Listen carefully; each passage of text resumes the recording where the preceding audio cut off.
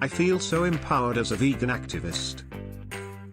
Since going vegan I am starving.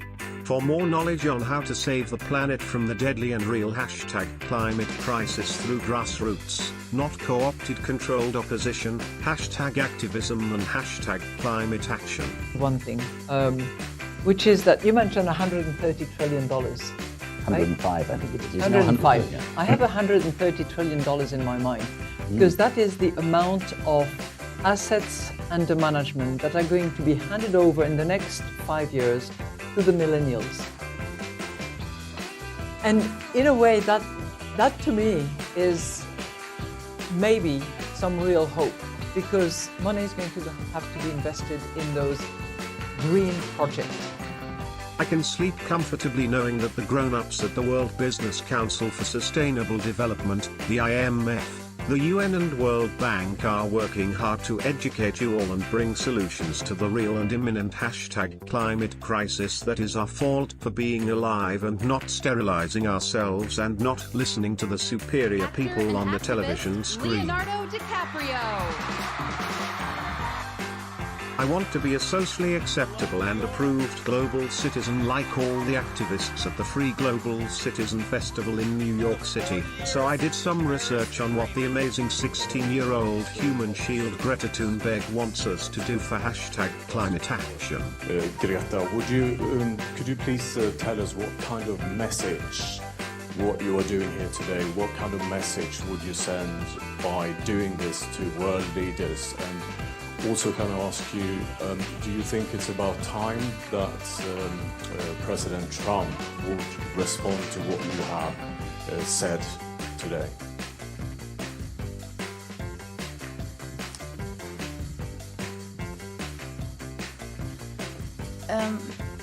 I think... I'm sorry, what was the first question? What's the message you would like to send to our leaders by doing what you are doing? I think what we want to send is, the message we want to send is to say that we have had enough. And anyone else wants to answer that question? I can't speak on behalf of everyone. Anyone wants to answer about the message to world leaders?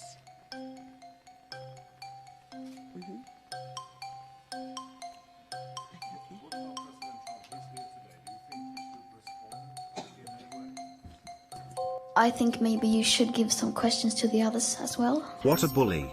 Why, how comes did the mean grown-up pick on the poor innocent 16-year-old human shield? I don't hate children. I am not a bigot. I want #climate action now, and if that's not clear enough I let the World Resources Institute answer those grown-up questions. Bill Gates is a major benefactor of the Extinction Rebellion movement and close friend of philanthropist champion of science, Jeffrey Epstein. He is a grown-up who knows our house is on fire, and he is warning us that we need to take #climate action by helping the philanthropists at the IMF and World Bank to give sustainable loans that help destabilize nations in places where there are all those extra people. We can help these uneducated climate change driving extra people to help us to stop the #climate crisis by giving their resources to global corporations and banks who can then educate them on institutionalized infanticide and make them grow GMO crops so we enlightened vegans can import it for our nutrient-fortified plant-based kibble. The Africans ought to get to decide which crops they grow in which ways and which seeds. The strongest analogy is to medicines, and is there something to worry about with medicines? That is, might some of them have side effects? Do we need safety testing? And we're taking things that are, genetically modified organisms, and we're injecting them in little kids' arms. We just shoot them right into the vein. So, yeah, I think maybe we should have a safety system where we, do trials and test things out. The idea, though, that you would take a technique that promises to solve nutrition problems, solves productivity problems, solves crop disease problems for African farmers, where it's absolutely a life and death issue for them. And you would say, oh, nothing that uses that technique should possibly use. And it's so random. What's considered GMO and what's not considered GMO, irradiating things. And I trust this grassroots organizer, Bill Gates, friend of philanthropist Jeffrey Epstein, knows what's best. I am not afraid of science and progress. It's too complicated for me and I am too confused to come up with my own opinions. I let the grown-ups like Bill Gates and Jeffrey Epstein do the hard thinking. I hope Greta Thunberg told Obama, when they met, that he and John Podesta should use vegan Beyond Meat hot dogs next time they need $65,000 of hot dogs from Chicago for a private party at the White House. That will help Bill Gates and global financiers fight the hashtag climate crisis emergency even more better. Hey, what's that gadget? Global Television? citizens breaking news. Some naughty indigenous animal-abusing non-vegan troublemakers in Ecuador are making bad time for good grown-up President Moreno, who has declared a state of emergency that removes limits to government power and allows full censorship of all media in the country. These bigots making it hard for Moreno to help the planet don't know that they must want sustainable IMF-loan dictated austerity measures to make them austere. They don't understand that it will save the planet if these extra unnecessary people pay more for fuel so their government can sell off all the nation's fuel, minerals, water, and land to the Fortune 100 corporations and members of the World Business Council for Sustainable Development for pennies. These President Moreno-phobic bigots should focus on the good news, that they get to pay more than twice as much for fuel and they'll get discounts on Bayer Monsanto pesticides and microfinance loans from the World Bank and Bill Gates to buy mandatory pharmaceutical products for their children's health and industrial machines that can destroy their soil and cover it in nutrients like pesticides, herbicides, and fungicides so they can grow sustainable patented corn instead of the thousands of varieties of local heirloom foods. This is what's best for them, and the planet. I just wish Moreno would adopt mandatory veganism for these Ecuadorians. These indigenous people don't know a plant-based diet is what is best. I'm hoping Moreno and the UN help us animal rights activists to stop them from keeping chickens, goats, sheep, and cows because they have a lot of able-bodied people who could be growing soy and corn for me. Earthling Ed, Joey Carbstrong and the rest of the newly formed Animal Rebellion.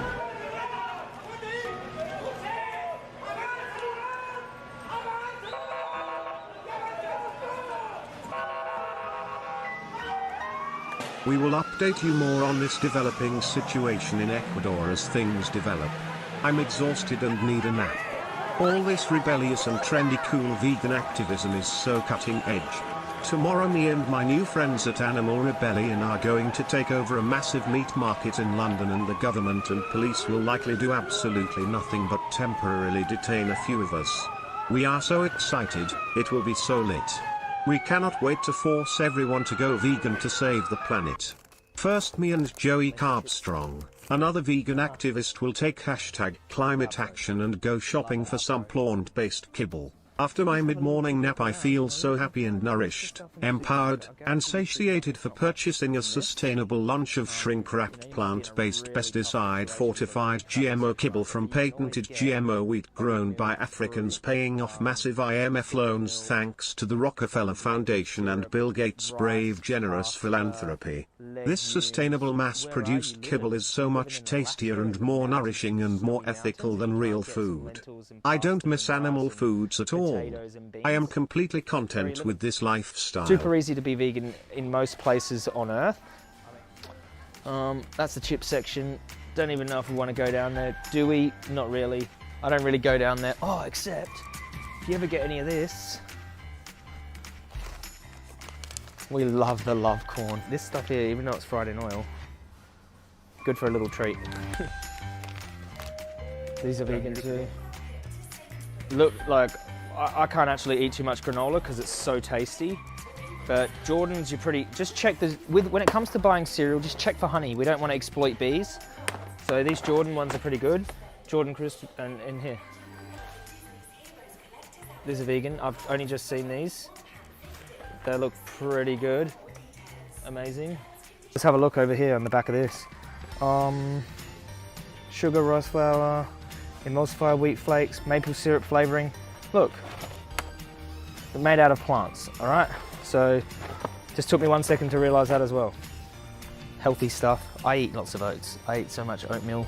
It's crazy. I am so mentally healthy and happy like this vegan activist. It is acceptable to me to eat so much oats all the time and never eat real animal foods again. The World Business Council for Sustainable Development member corporations make the best Roundup fortified GMO plant-based kibble that makes my tummy smile pretty colors inside. I've learned so much about how to purchase and consume sustainable kibble from this dope and lit activist, Joey Carbstrong. He taught me that McDonald's is helping us to save the planet from the hashtag climate crisis and the animal holocaust. Cause you know that I'm a vegan.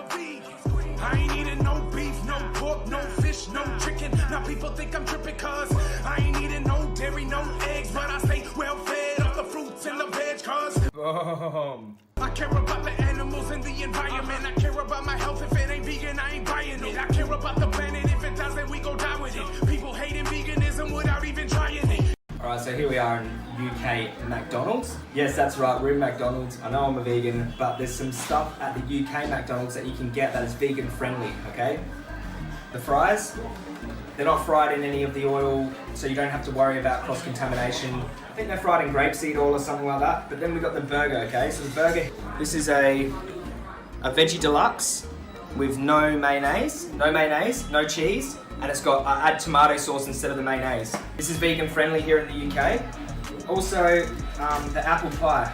So the apple pie is vegan here in the UK. I've got a Sprite here. Now, we prefer them to not use plastic, so to say I don't want any plastic, we carry around our little glass straw. Boom.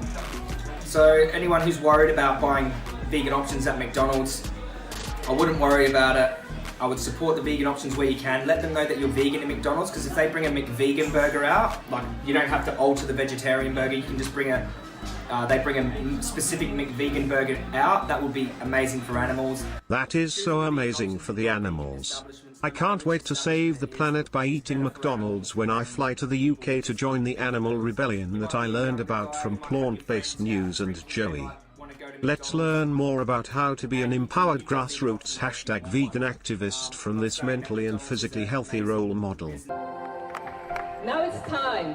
It's time for us to rise up and rebel. Rebel in solidarity with animals and against the climate crisis. To join forces with Extinction Rebellion and highlight the injustice of animal agriculture and the contribution it makes to climate change.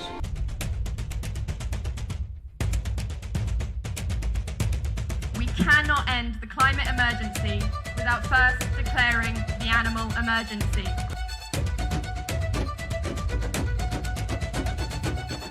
There will be no climate rebellion without animal rebellion.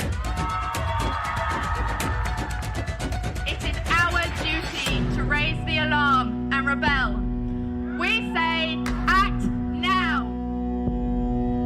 The establishment elite are so afraid of this grassroots extinction rebellion against the real and imminent death threats from the hashtag climate crisis emergency that the global media company Forbes says pension funds, NGOs, governments, and big banks should invest trillions of dollars in sustainable finance and support these badass rebellious and cool rebels in their quest to save the planet by getting rid of all the toxic CO2 emitting disgusting humans who won't listen to the people on the TV and stop breeding and using resources. For it is those who currently perpetuate these systems of violence who could one day be the same people to end them. We need to tell them why. We need to educate them. We need to show them. That is why we're here today. I am trembling and tingling from listening to this effeminate gelfling named Earthling Ed. The not co-opted and truly anti-establishment Animal Rebellion and Extinction Rebellion will stop the climate crisis and give delicious sustainable nutrient-fortified plant-based replacement food and IMF loans and conditions to all those CO2-producing Africans and South Americans who are ruining the climate with their toxic babies and their livestock. I am so glad that these youth are fighting with the grown-ups at the Rockefeller Foundation, the UN, Bayer Monsanto, Unilever, Kellogg's, IKEA, Walmart and the World Bank to save the planet. But we are rising. We are stronger than we have ever been, and we will see that vegan world. because we will not stop until we make it happen. I'm exhausted and hungry from larping in the streets with all these woke-ass divorced promiscuous wine moms and boomers, petulant pilled-out millennials, and vacant zoomers. I haven't eaten in under an hour.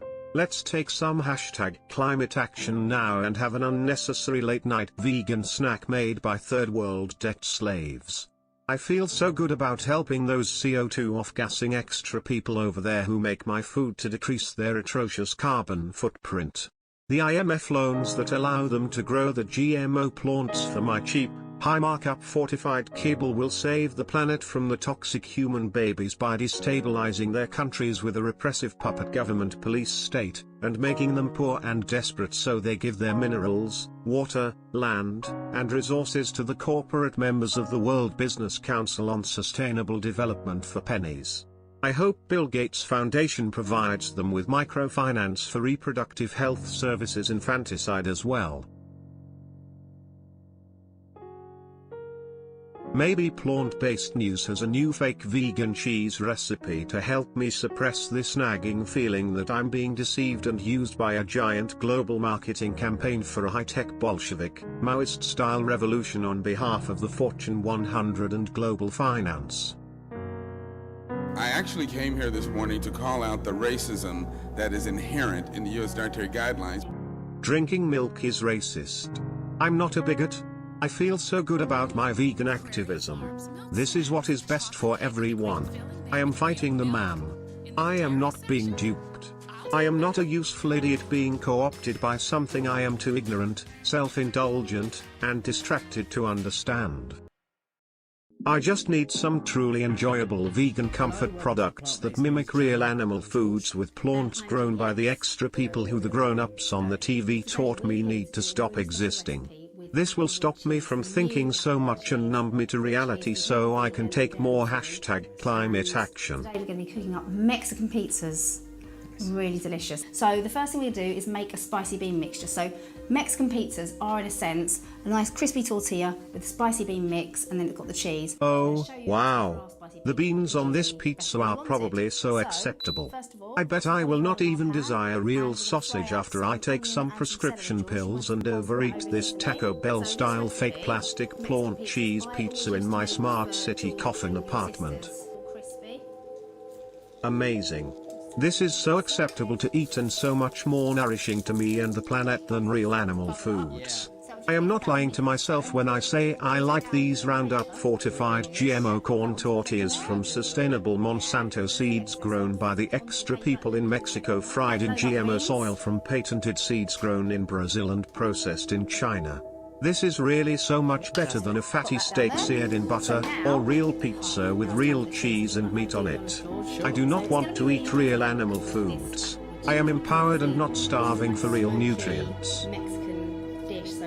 I don't think it's hypocritical that plant-based news, promoters of the #Animal Rebellion that wants to force the end of all animal food consumption, does sponsored recipe videos with this fake vegan cheese made by a company that makes real cheese from milk. The fake plastic plant cheese is what everyone needs to eat to save the planet. I feel good about this. I am not trying to convince myself that I enjoy this. Gas and bloating are normal and fun and cool. If I eat this way a few months more, I will stop craving real animal foods and will save the planet. Vegans don't look unhealthy and sickly, those are just the ones who are doing it wrong. Vegans who say this diet ruined their physical and mental health were never really vegan and did it wrong. We can produce more calories from plants than animals on the same amount of land if we take everyone's land and make them grow plants. Eggs are murder. Unborn human babies are just clumps of cells. I am not being deceived. I am not mentally and physically destroying myself and the world around me with this fake plastic cheese diet and toxic weaponized pop culture. Hot, but great. Hope you enjoyed watching that video. All of the ingredients, everything you need for all the recipes is just down there. Applewood cheese, it's out now, isn't it? It's definitely got my vote. Brilliant. I'm going to finish this off. Thanks for watching. Bye.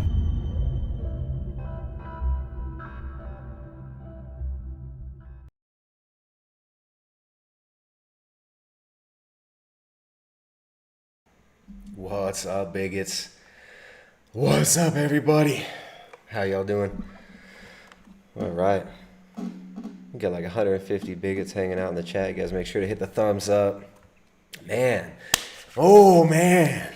Oh, man. I hope you guys asked your wife's boyfriend's permission to watch the stream today. I got my mask on. Staying safe, keeping the family safe. Following the recommendations and, the guidelines. Because we all got to follow the guidelines. We got to follow the guidelines, everybody. What's happening, guys? The Art of Truth and Love, what's up? Carnivore Alliance, what's happening? Alaric, Visigoth. So we got a bunch of new names in here. Wolves and Sheep. We got some old names, some new names. Weird Cider. What's happening, guys? Saturday. We're basking in the glow of my skylight right now. I'm gonna have to cover that skylight. So if I do streams in the middle of the day, the sun comes through and it blasts right on the screen, so I can barely see it. But that's okay. That's okay. What's up, everybody? Let me see here. I got a super chat here. Come over here. I got a super chat. Come over here to my little Streamlabs interface. The Art of Truth and Love sent a nice, generous $25 donation. Let's see. And the Art of Truth and Love sent, there we go, sent a link to the fact. Oh, this is one of my favorites. This always cheers me up. We're going to check this one out later. We'll be sure to check out the link you sent, The Art of Truth and Love. Got a little surprise for the audience. It's a fan favorite. It's a fan favorite. Joel says, upload these intros separately. That intro, dude, that's a video that came out in 2019. I edited that video. As you can see, it was October 2019. That's when Ecuador had this massive civil unrest in response to the IMF-dictated austerity measures, which have now been extended to the whole freaking planet thanks to the most recent crisis, most recent totally legitimate, terrible crisis that we must all come together and give up all our freaking rights in order to stop. 2019 October that video came out. Thing is, YouTube doesn't oil up the algorithm for us. But yeah, all these videos that you see in the intros, all these videos from the intros have been uploaded already. That one is from 2019. And isn't it a little bit foreshadowing? Quite foreshadowing the other footage of what happened in Ecuador when it was announced that we would have the IMF dictated austerity measures. Now the whole world is living under the same austerity measures, except under a different name. It's been rebranded in this Refauxlution. The Refauxlution. Today we're talking about the revolution. Extinction Rebellion here. I'm going to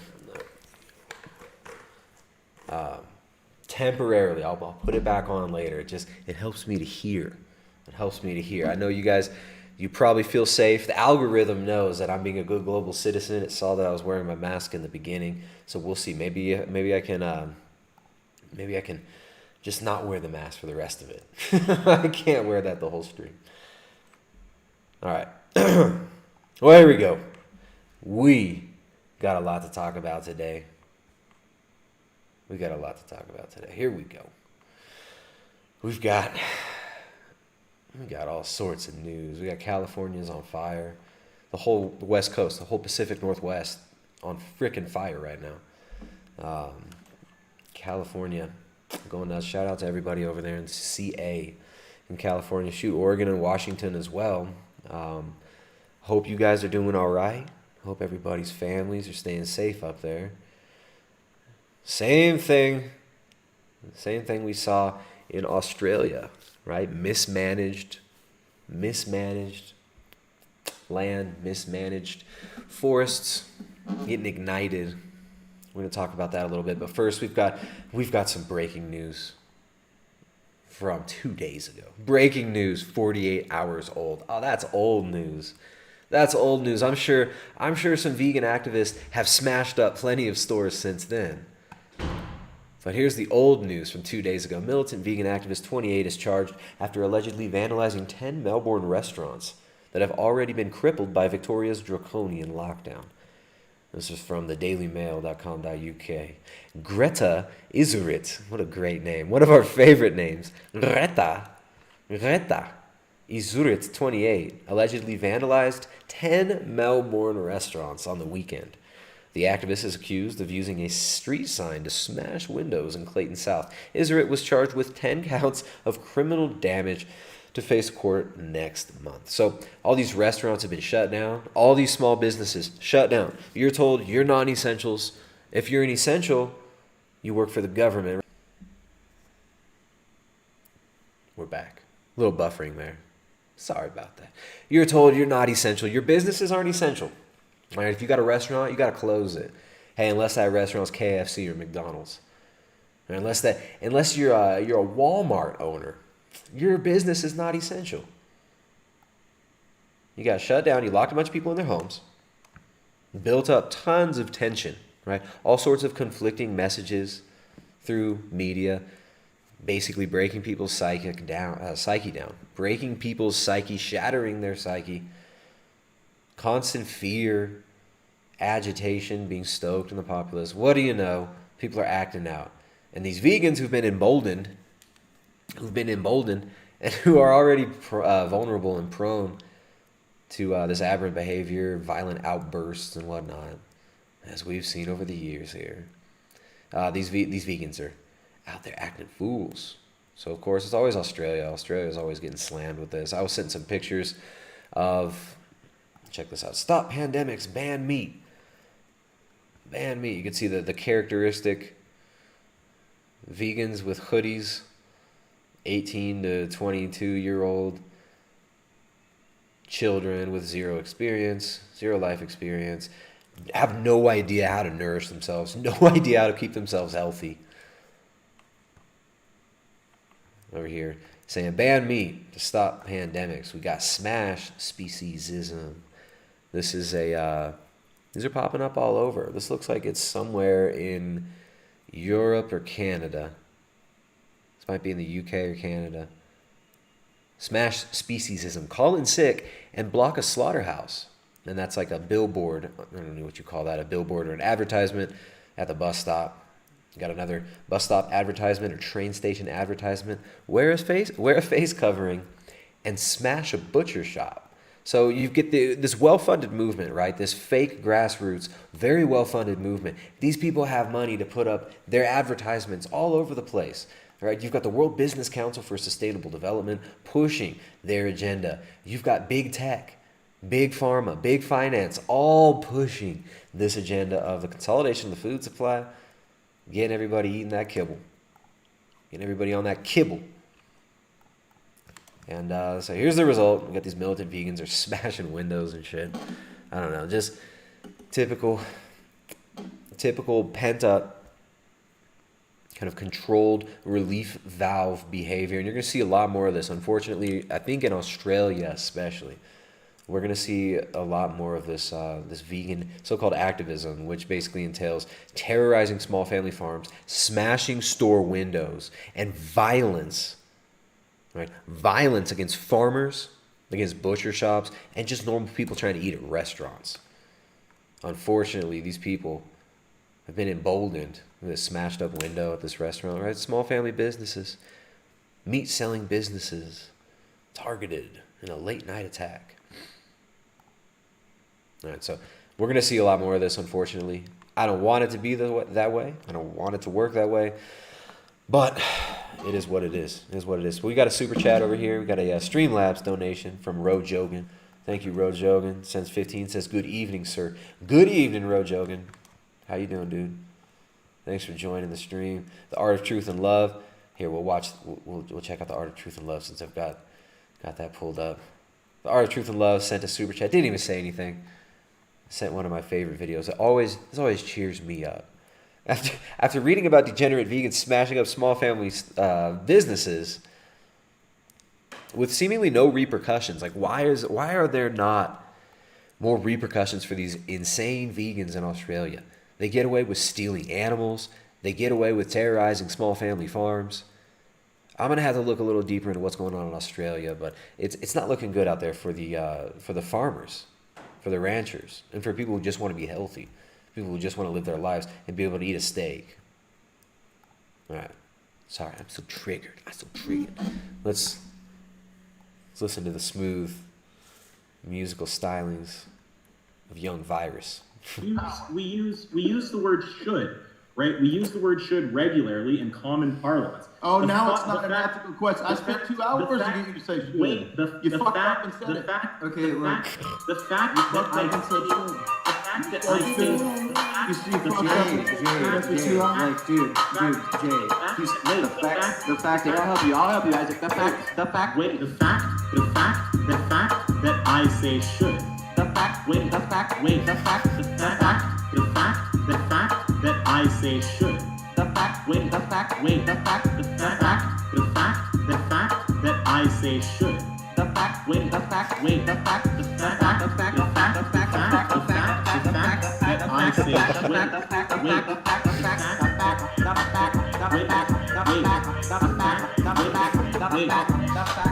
So that's all I have to say, and I'll let you guys debate. Beautiful. I'll still Beautiful. Yeah, it was cool. Yeah, it was cool. Yeah, it was great watching you. Swim. Good job, man. Enjoy your day. Okay. The fact. All right. Shout out to Young Virus. Young Virus putting in work. Let's see. Young Virus have anything new? Nope.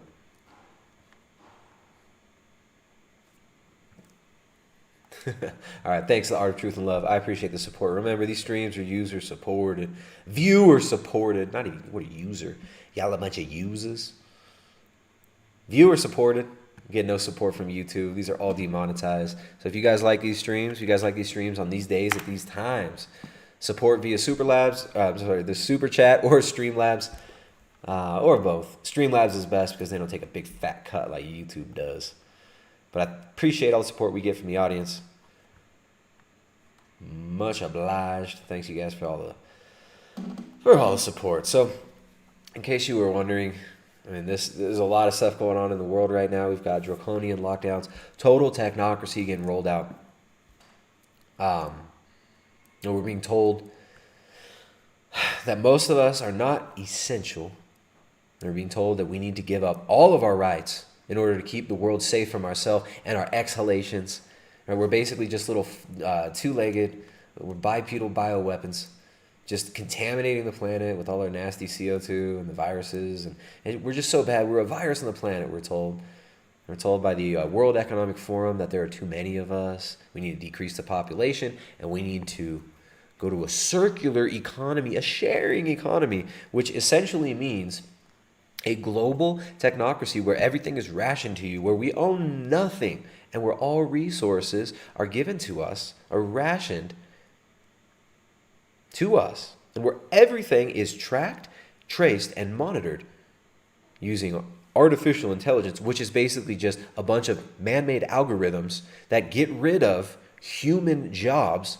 And we're told that we need this fourth industrial revolution to completely change the way we are living, but that's not important, guys. We've got civileats.com. Is the vegan movement ready to reckon with racism? Black vegans and animal rights activists are calling on their white counterparts to embrace intersectionality and create long-term structural change. So, it's not important that we've gotten the most massive overreach of government power that we've ever seen. A complete coup d'etat globally happening. Even at the municipal level, where you've got these health ministers doling out illegal policy, telling people that they need to be locked in their homes, telling people that they need to be locked away, kept in their little coffin apartments. We're being told that we're going to have to wear masks the rest of our lives. There's no end point. We're just going to have to deal with these guidelines for as long as the government tells us to. We're told that we're going to have to take mandatory medical treatments, happy, healthy, injectable, safe medicines injected. We're told that most of us are not even essential. But that's not important. That's not important. The real fight is against the patriarchy, right? Is against speciesism and racism, and especially racism within the anti-speciesist movement, right? We don't have enough intersectionality between social justice movements. This is the problem. Right? This is the problem. That, and not enough people are listening to the government. Not enough people listen to the government and wear their masks. And so is the vegan movement ready to reckon with racism? CivilEats.com.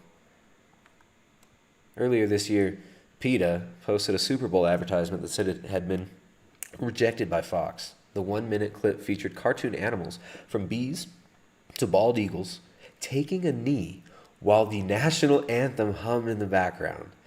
It closed on the hashtag and speciesism. The media spot was an attempt, in PETA's own words, to pay homage to Colin Kaepernick and movements rejecting injustice. But for many viewers, including those of color, the comparison struck an insulting chord. Michael Harriot, a columnist for The Root, called the ad a despicable but expected example of mockery of 400 years of systemic oppression by comparing black lives to grizzly bears and bald eagles. So he was a little offended at being compared to animals, but this is what the animal rights activists do all the time. The only difference between us and these other animals, right, is that they're non-human animals. We're human animals and they're non-human animals, the animal rights activists say. All right, so we are human animals and they're non-human animals. Remember, the PETA is consistently putting out dehumanization propaganda.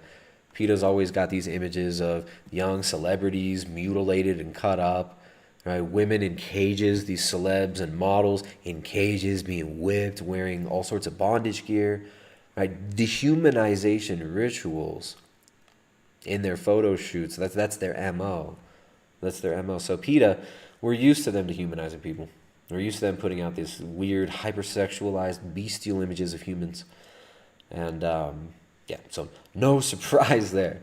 No surprise there. But there's just so many big issues, and these guys like plant-based news are really helping. Plant-based news, remember, plant-based news, they're so concerned with dietary racism in the United States. They're so concerned with that their owner, who is a Saudi they call him His Royal Highness, right? They call him His Royal Highness. He's super concerned, obviously, with human rights and doesn't want there to be dietary racism, right? Prince Khalid, the son of bin al-Walid bin Talal, who owns the Four Seasons with Bill Gates, who owns, I think it's like 4% of Twitter, right? This untouchable Saudi royal owns massive palatial estates with hunted animals from Africa, exotic hunted animals all over it.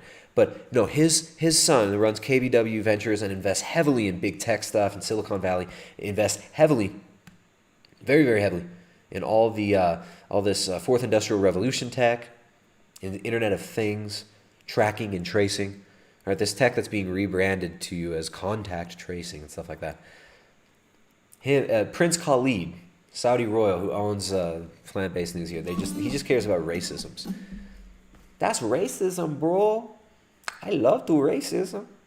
You guys remember, was that like the second season, right, of Eastbound and Down? That was one of the best shows. All right, so this is not satire, by the way. Does dietary racism exist in the United States? This isn't satire. This is plant-based news. This is how you astroturf a fake revolution. You get a bunch of NGOs to sprinkle some money and breadcrumbs for these losers who want to make their whole life into a giant LARP, pretending that they're saving the planet. This is how you do it. You just sprinkle them a little money here and there. You don't even have to pay plant-based news that well, right? This dude's investing in the KBW Ventures. He's invested in Memphis Meats. He was invested in I think it was Impossible or Beyond, one of those, or maybe even both, right? KBW Ventures and Prince Khalid. They just want to stop racism. U.S. guidelines encouraging Americans to consume dairy are racist, according to a leading physician. Ooh. A leading physician. Who wrote this doozy? They don't even give it an author. Dr. Milton Mills who's best known for his appearance in documentary. Great job, guys. Second paragraph, and your proofreader didn't read this. Where's your proof? You don't even have a proofreader. You guys should get Prince Khalid, your Saudi royal Prince Khalid, son of a man who actually tosses midgets for fun. This is not a joke. Tosses midgets for fun. Here. Just so you know, I'm not full of shit. We got Business Insider 2012 Tales of the Mysterious Saudi Prince Al Walid, the dwarf-throwing billionaire who's buying up America. Tales of the Mysterious Saudi Prince Al Walid. So it's his son who owns Plant-Based News. This dude tosses midgets for fun. But they can't afford a proofreader. Dr. Milton Mills, who is best known for his appearance in documentary What the Health, stars in this video by health advocacy organization Switch for Good. Oh man, it's just like a total grassroots organization that has money to make ads for television. Has this guy, Dr. Mills. Let's listen to this great orator of social justice. The USDA, U.S. Department of Agriculture, reviews dietary guidelines for Americans every 5 years. So this, in 2019, is their review period, where they will then listen and assess and create new dietary guidelines for Americans and release them in 2020. So we were there to speak to the committee, and I just felt really compelled, and that it was a duty that I go there and speak on behalf of food injustice. So, this is a little blonde white chick from California. A little trust fund blonde baby from California. She just wants to get rid of all the injustice. Oh. The USDA to continue to put its stamp of approval on a product that is unnecessary and unhealthy and rooted in a highly oppressive system is unconscionable. Unconscionable. It is unconscionable. It is unconscionable. Oh, listen to me. Feigning emotion while I give this speech. I thought it was a black dude talking about racism. What's up with this? Animal products like dairy, they're wrought, completely wrought with grave injustices. African American people are eating foods that are going to make them sick because they think they have to do it. So in white people, or the people who have been milking cows, which are inherently mostly northern European white people, we actually have a genetic mutation that keeps that lactase enzyme turned on through adulthood. So we are the abnormal ones. And a lot of... We are white. We are an abomination. We are abnormal. We should ban dairy because some black people can't digest lactose. We must ban dairy. All right, first of all, the whole thing with lactose intolerance, I mean, there are tribes in Africa that live exclusively off of milk.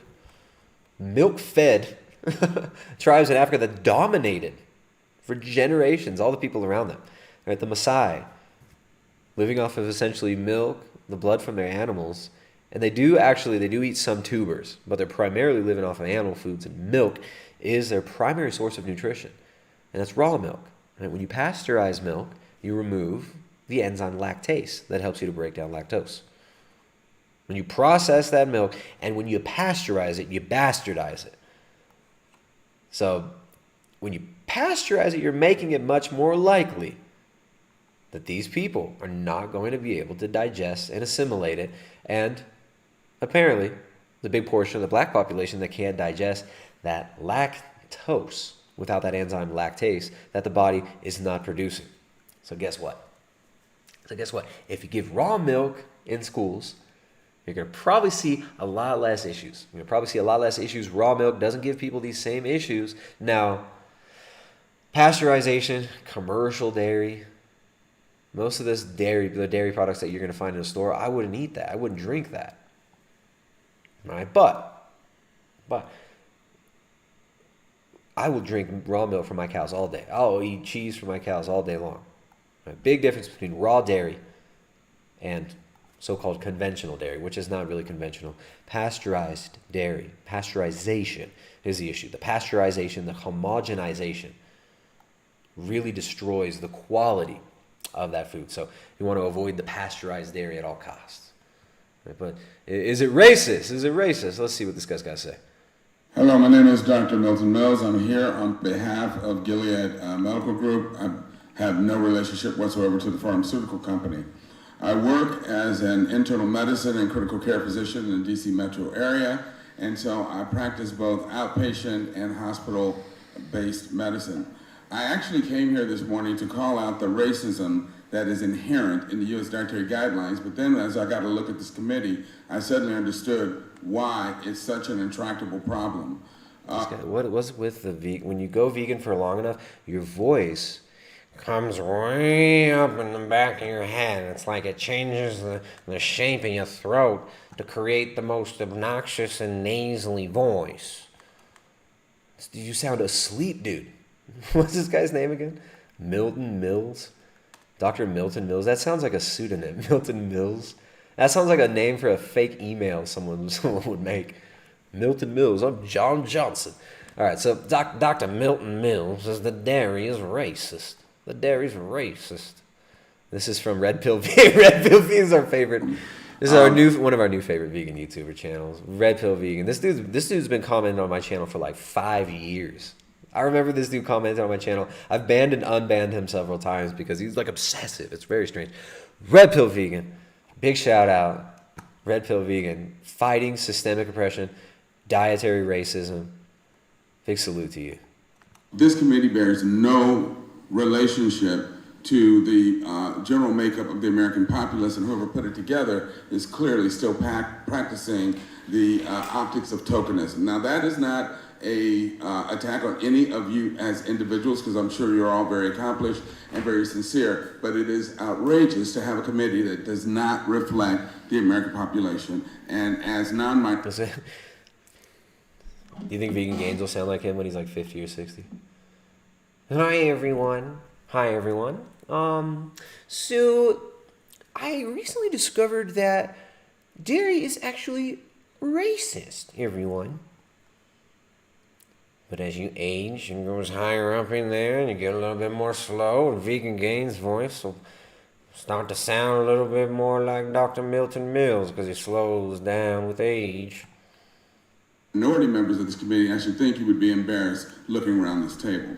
But anyway, I want to talk about the health profiles of communities of color, which, as we know, are generally much worse than the general population. And why is that? It has to do with the guidelines coming out of this committee. So it's the guidelines that the diets that the U.S. government sets, those are racist. They're racist guidelines because they include dairy. They say that dairy is acceptable. So these are terrible issues, terrible problems. So these are the essential twerkers, this essential doctor, Dr. Milton Mills.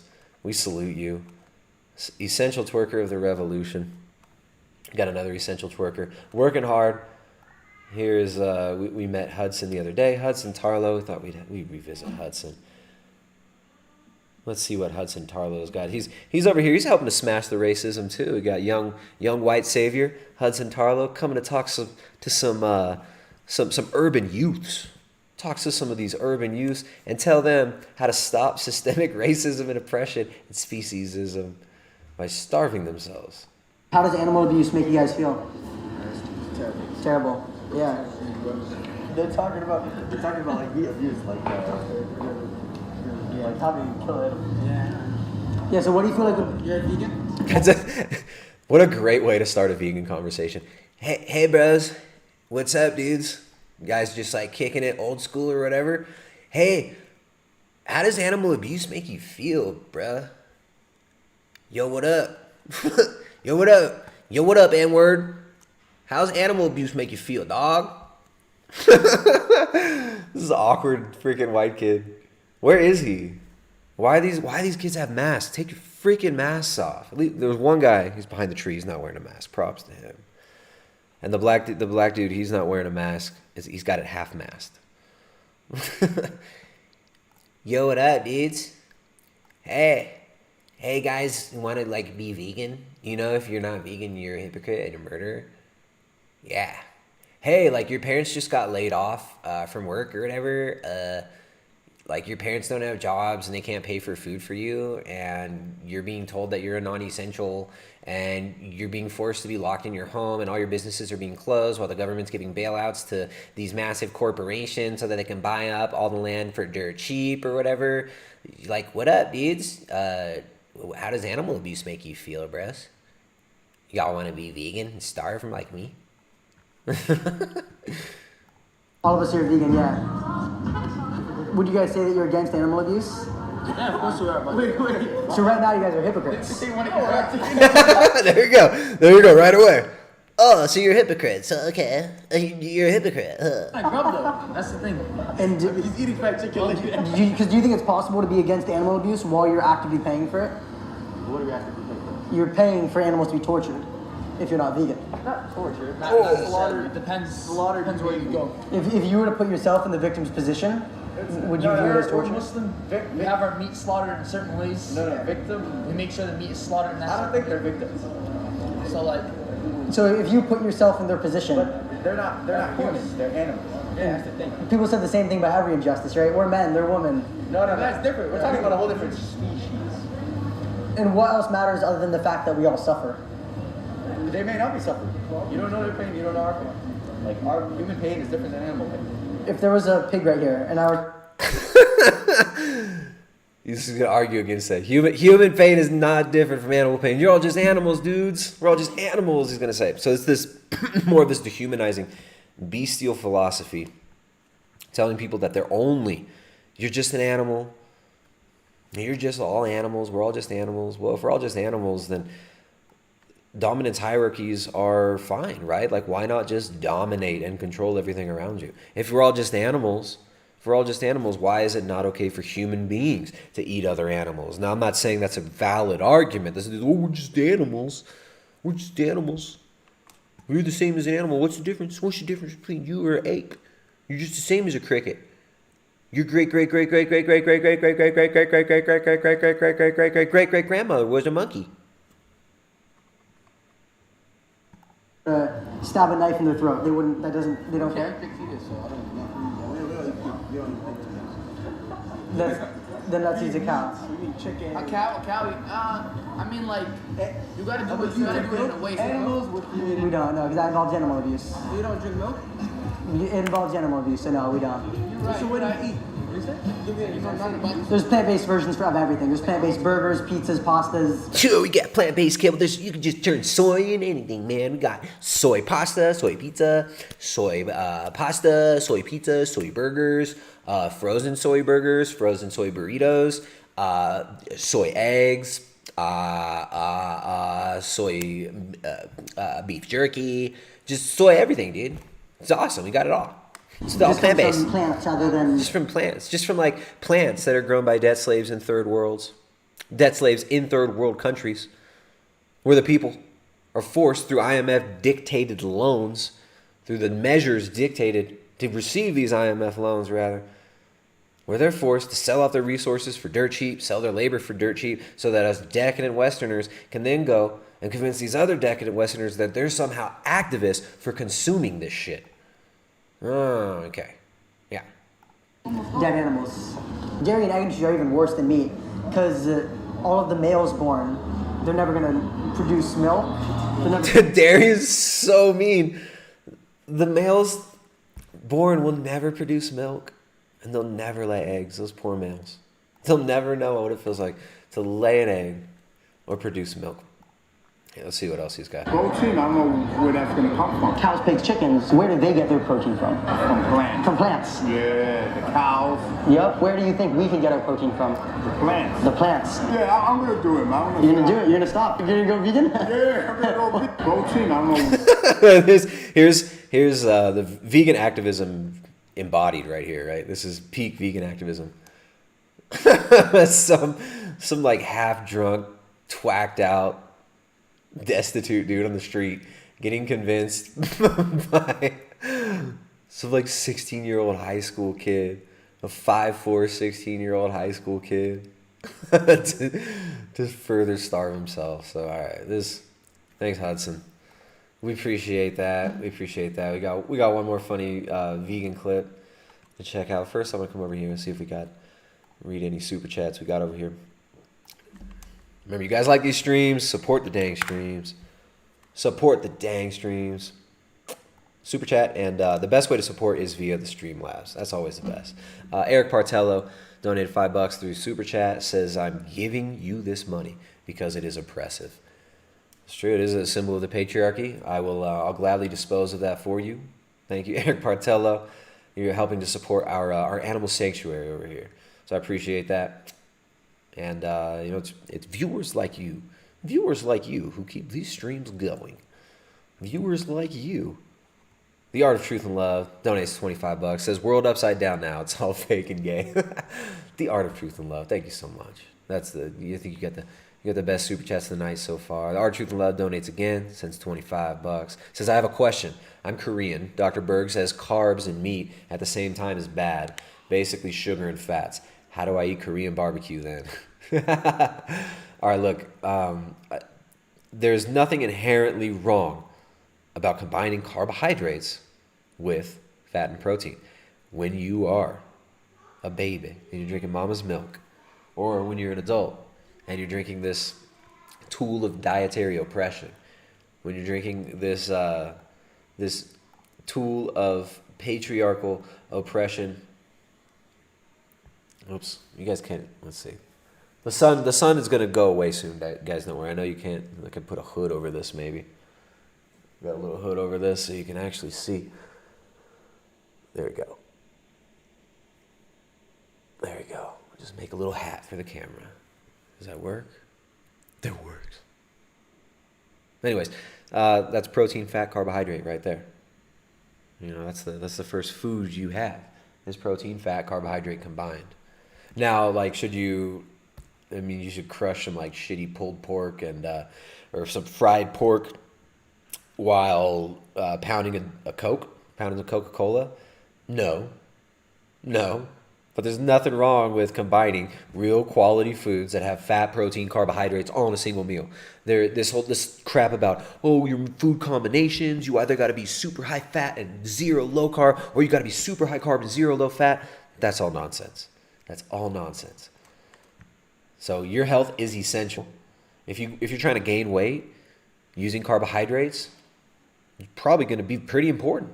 If your goal is weight gain, or if your goal is fat loss, you don't need as many carbs. If you're trying to maintain your weight, no reason not to consume both fat and carbohydrates. You don't have to exclude either one of them. You don't have to drive yourselves nuts thinking about perfect food combinations and whatnot. If you want to have a steak and have some fruit on the side of it, you'll be all right. You'll be all right.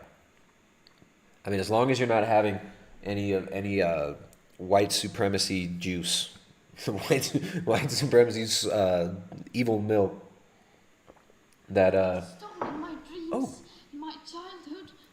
There we go. The notifications are working. There should be. There we go. Keto Fast Prime. What's up, man? Fast Keto Prime, rather. Fast Keto Prime. Fast Keto Prime does have a YouTube channel as well. Check out Fast Keto Prime's channel over there. Canadian $5 through Super Chat says, this essential tweaker is giving your non-essential toxically masculine channel some support.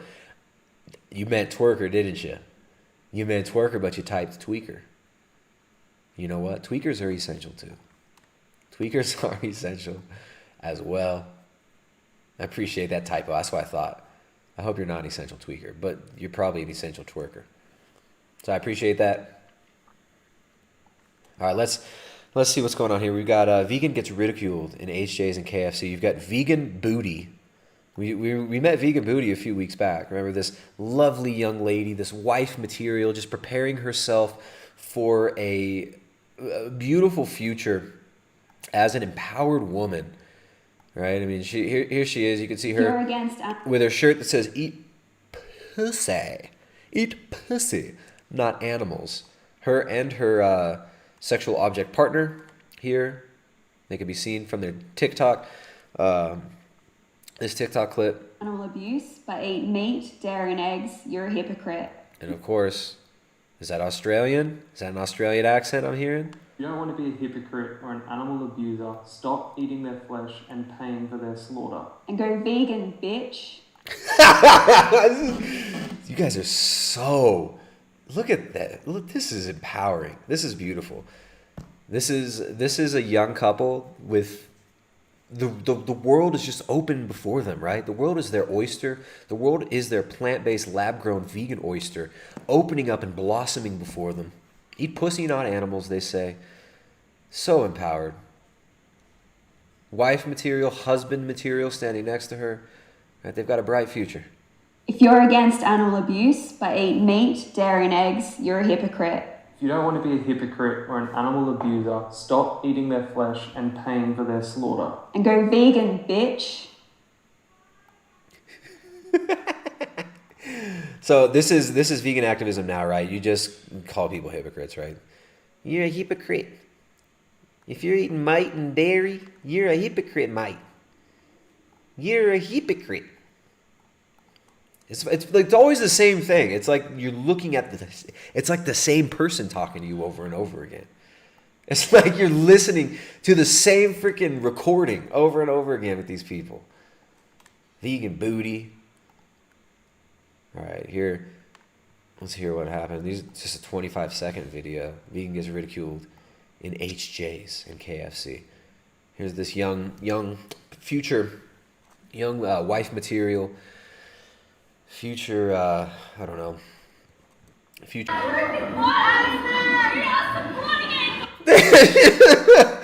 right, she got for those of you who are listening later on, this young wife material woman has, she's wearing like a furry, she dressed up in a furry outfit, like a cow furry.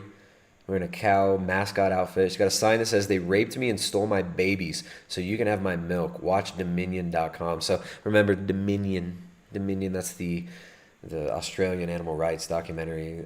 It's basically just like slaughterhouse porn, isn't it? Here she is. She's so empowered. She's so empowered.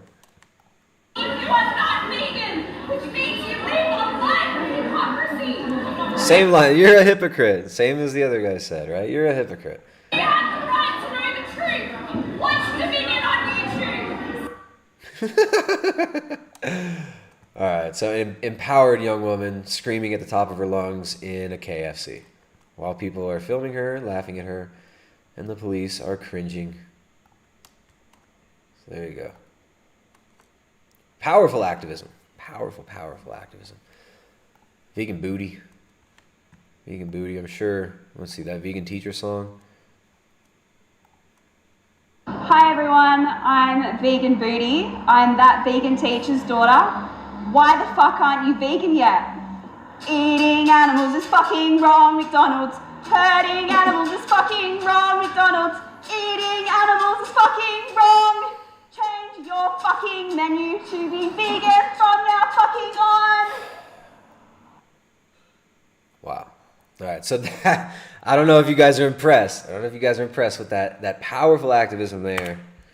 But vegan booty, she's so talented. She's got a really bright future ahead of her as a 33-year-old, pharmaceutical pill, addicted, depressed, had 5 abortions, unemployed, future OnlyFans star.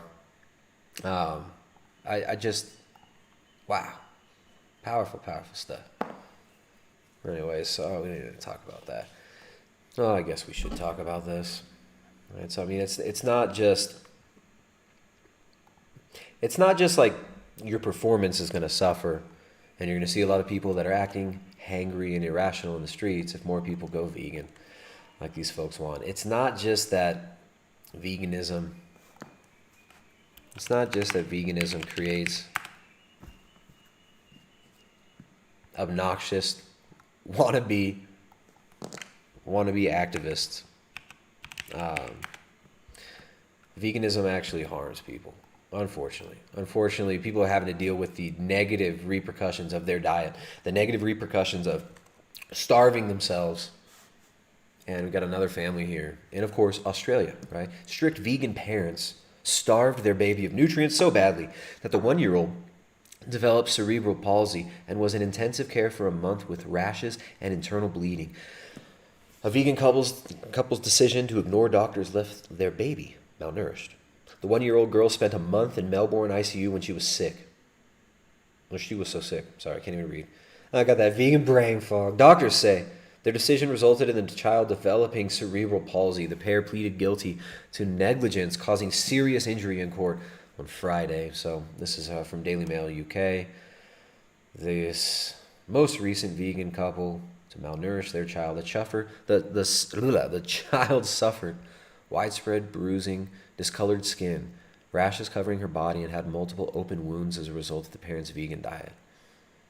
But these people, they're going to tell you, oh, veganism is safe for all people at all stages of life.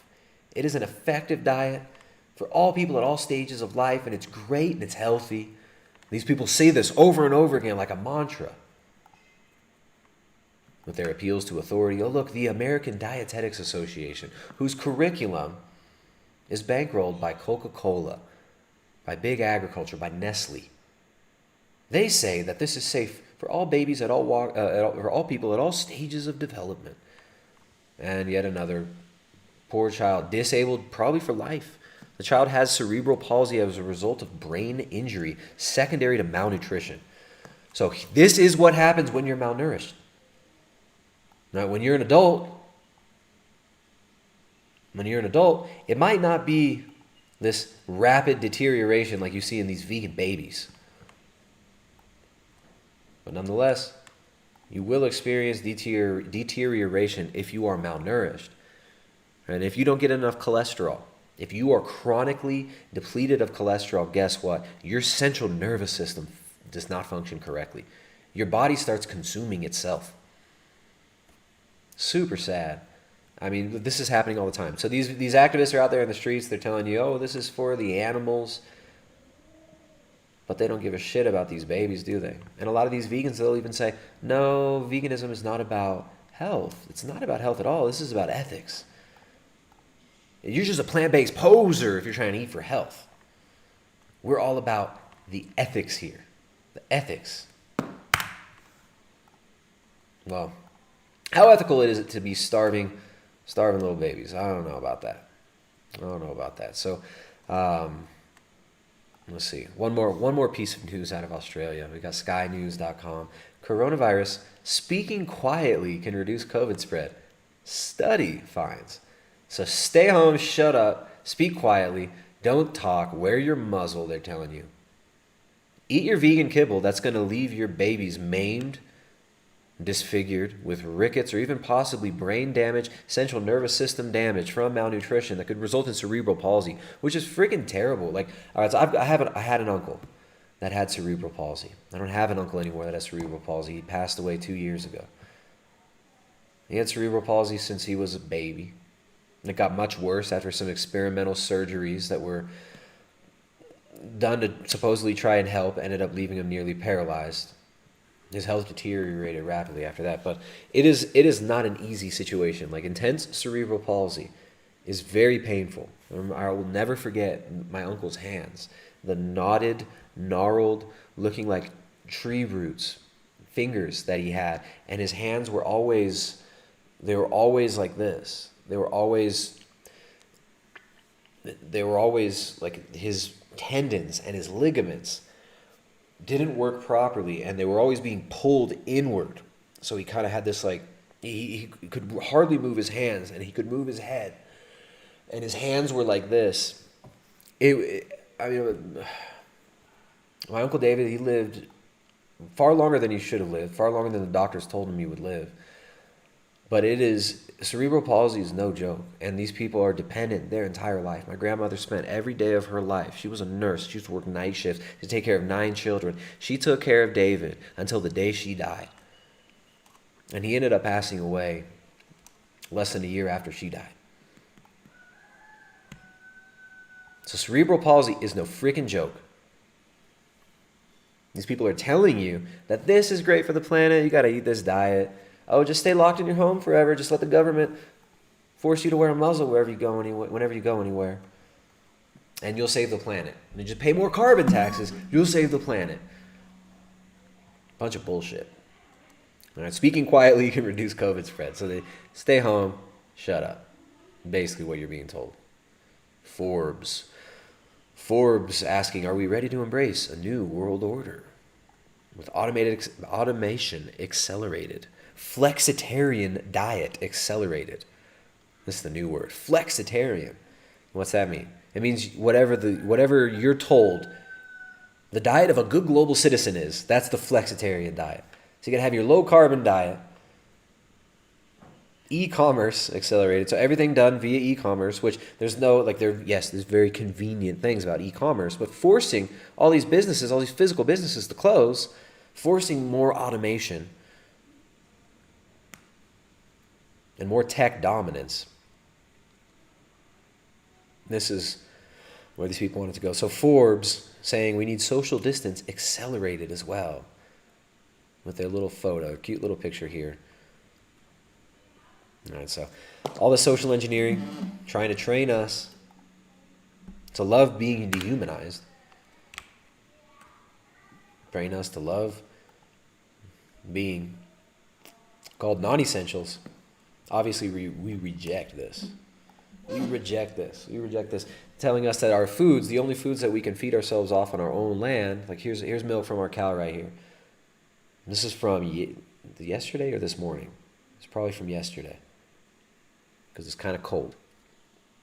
So that's nothing but grass from our own land, herbs from our own land, turned into bioavailable, digestible protein, fat, and carbohydrate. We don't have to drive to town to get that. Most of the calories we consume come from our land here. But they're telling you that all the foods, the only foods you can consume exclusively off of your own land and thrive with and nourish yourself with are animal foods, right? You cannot produce plant-based protein in a plant-based diet on your own land and live off of your own local resources. They want you dependent on this interconnected, automated, dehumanizing fourth industrial revolution system. And they tell you that, this is you're racist if you drink milk, right? That's rape if you drink milk. And if you come in contact with other people, that's bad too. We need automated everything. Automated everything, and we need to contact trace you. Trace all your contacts.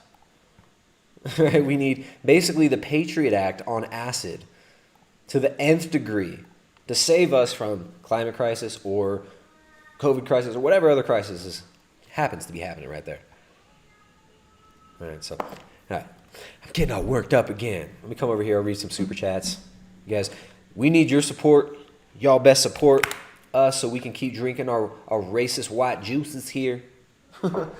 We need your support if you guys want the streams. If you guys like these streams at these times, support them during these times with the super chats and with the Streamlabs. There's a Streamlabs link right there. Sometimes I got a mod that keeps the links up in the chat. I don't know where my mods are at right now. My mods are not here with me. Where you at, mods? So that link is in the description, and the link is also in the chat right now. Thank you guys for the support. Really appreciate the support. Spherington donated $5, says, every day I learn how to be a better global citizen. One day I was wearing my mask on my elbow so as not to impede my breathing, but an officer corrected me, saying it actually needs to be on my face. I am grateful to have this new knowledge. You know, it's you live, you learn, right? You live and you learn. I got my mask right here. You know, I mean, this is how I keep safe, right? Every once in a while I take a little break, but, you know, just take it off, put it back on.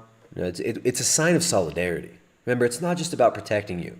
This is obviously protecting me from any contaminated human being that might try to force their disgusting humanness on me by being near me. This is protecting me. But sometimes you take a little break, put it back on, take it off. It's more of a sign of solidarity, right? We're supposed to we need solidarity. We need signs of solidarity, right? So it's symbolic. Symbolic, they say. Thank you for that super chat. Via the Streamlabs. Streamlabs is the best way to support. Come over here. I think that's it for now. All right. So, veganism is racist. Let's jump over to California. Let's see what's going on. How's California? We got any viewers in California? I can say I'm not missing California right now. That is for sure. I am most definitely not missing California at all right now. We left California in 2010. 2010, we decided to leave. One of the best decisions we ever made. One of the best decisions we ever made was getting the hell out of California. Moving more towards producing our own food, moving towards actually doing it out here. So we're glad we left California. We got a lot of friends and family still there. It's like we're seeing Unknown Echo right here says smoky as hell in Washington State. Bad out here in the Bay, says Naomi. It's getting really crazy over there. It's getting crazy over there. But we got some news. Let's check in on California. We were talking about Extinction Rebellion today. Extinction Rebellion, Animal Rebellion, and other approved essential twerkers of the Refauxlution, the fake revolution, the fake grassroots revolution, the astroturfed revolution that we see these vegans rolling out that fake green carpet for. A green carpet that we're seeing painted red with the blood of the victims of this malnourishing, nonsensical, anti-human ideology.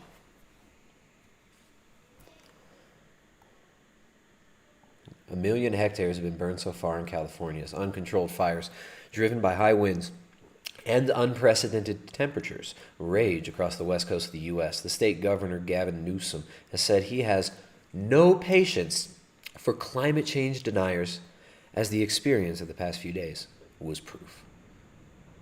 So they're raging through uncontrolled fires driven by high winds and unprecedented temperatures. But let's not talk about the mismanagement of forestry in California. Let's not talk about the historic mismanagement of forestry, the refusal to do controlled burns, which have been used for thousands of years, right? That in the Pacific Northwest, the indigenous populations that live there, right? The Indians used to always do controlled burns. They were doing controlled burns all the time. And they were keeping the brush on the forest floor clear using ruminants. They actually were using basically silvopasture practices and a lot of the same techniques that are being taught by Alan Savory in the regenerative agriculture world. They were using these practices for silvopasture, using the deer, using elk, using the natural fauna in California. And they used to have controlled burns all the time. The Indians used to control burn all the freaking time. But they refuse to do this in California. They set up these tinderbox situations where this is bound to happen. And they've been warned about it over and over again. But every time it happens, guess what gets blamed? Climate change. Guess whose fault climate change is? Yours. Climate change is my fault, your fault. They're not going to tell you. They're not going to talk about that there are full-on exchanges, right? You can go and make money betting on the weather and manipulate the weather using geoengineering strategies. There are hundreds of companies, private contractors, and government contractors, and even governments who've been using geoengineering and they call it solar radiation management now, spraying your freaking skies and blocking out the sun and spreading powderized barium and aluminum oxide all over the place. They don't talk about this. No, they just say the climate's changing and that's your fault. It's your fault because you want to drink, you're drinking racist milk, right? It's your fault because you won't put your daughter on OnlyFans. It's your fault because you won't go vegan. You won't pay more taxes. You won't stop having cars, having children, having property. You won't give up more of your freedoms to a global technocracy. This is what we're told over and over again. So Gavin Newsom, let's see what he's got to say. Is it not going to play?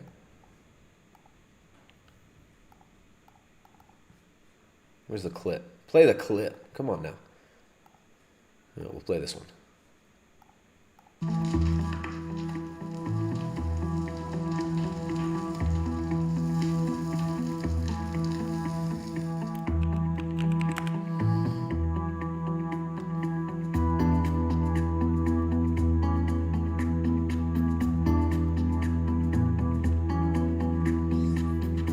All right, where's Newsom?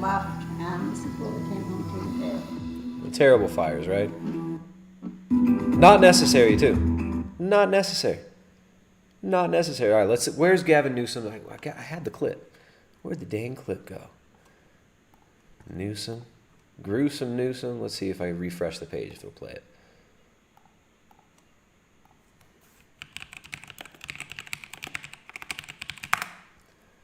All right. Here's the clip. Globalnews.ca's got it. Good global citizen Gavin Newsom. He just cares about you all. Gavin Newsom, who locked you all up, who told you it's not okay to go outside. We're going to close your salons. We're going to close your gyms. But hey, it's okay. Government employees can have gyms, right? They close your salons, but it's okay. Nancy Pelosi, she go get her hair cut, right? We're going to close everything. But no, it's okay. Gavin Newsom's ski resort that he was gifted as a young boy, his ski resort and his like winery, he owns a winery, right? Those could be open.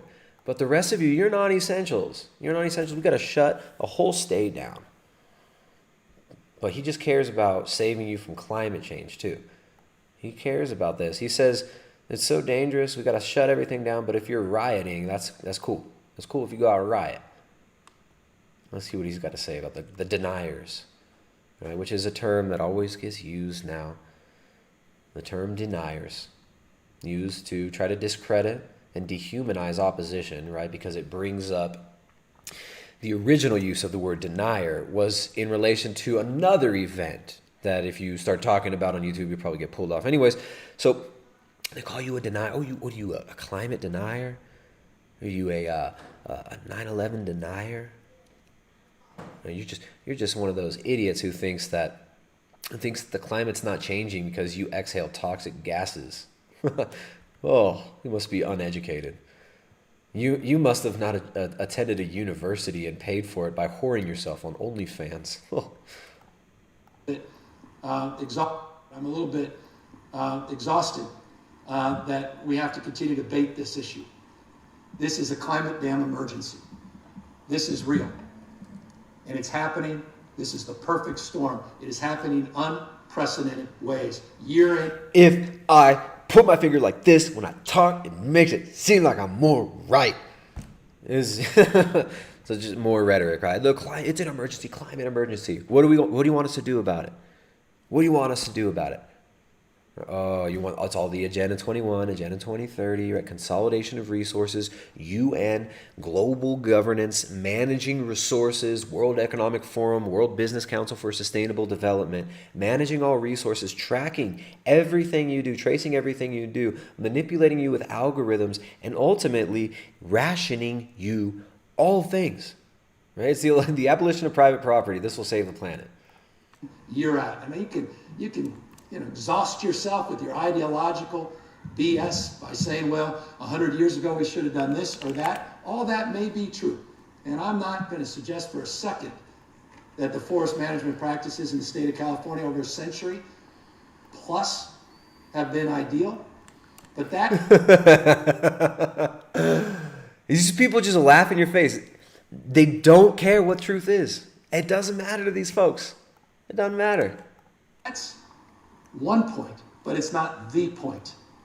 The reality here is the mega fires that we're experiencing come from these mega droughts that we've experienced. We have now currently had 5 active fires that are 5 of the most destructive fires over the last, in the history of the state.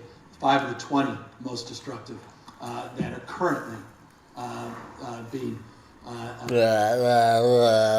although exasperated movements, gesticulating wildly, and he has nothing to say.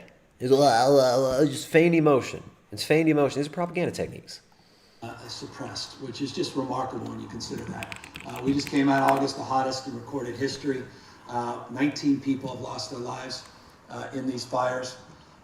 We anticipate that number may potentially go up as we get back into areas that have been ravaged by flame, and obviously smoke begins to clear. 3,900 plus structures have been destroyed.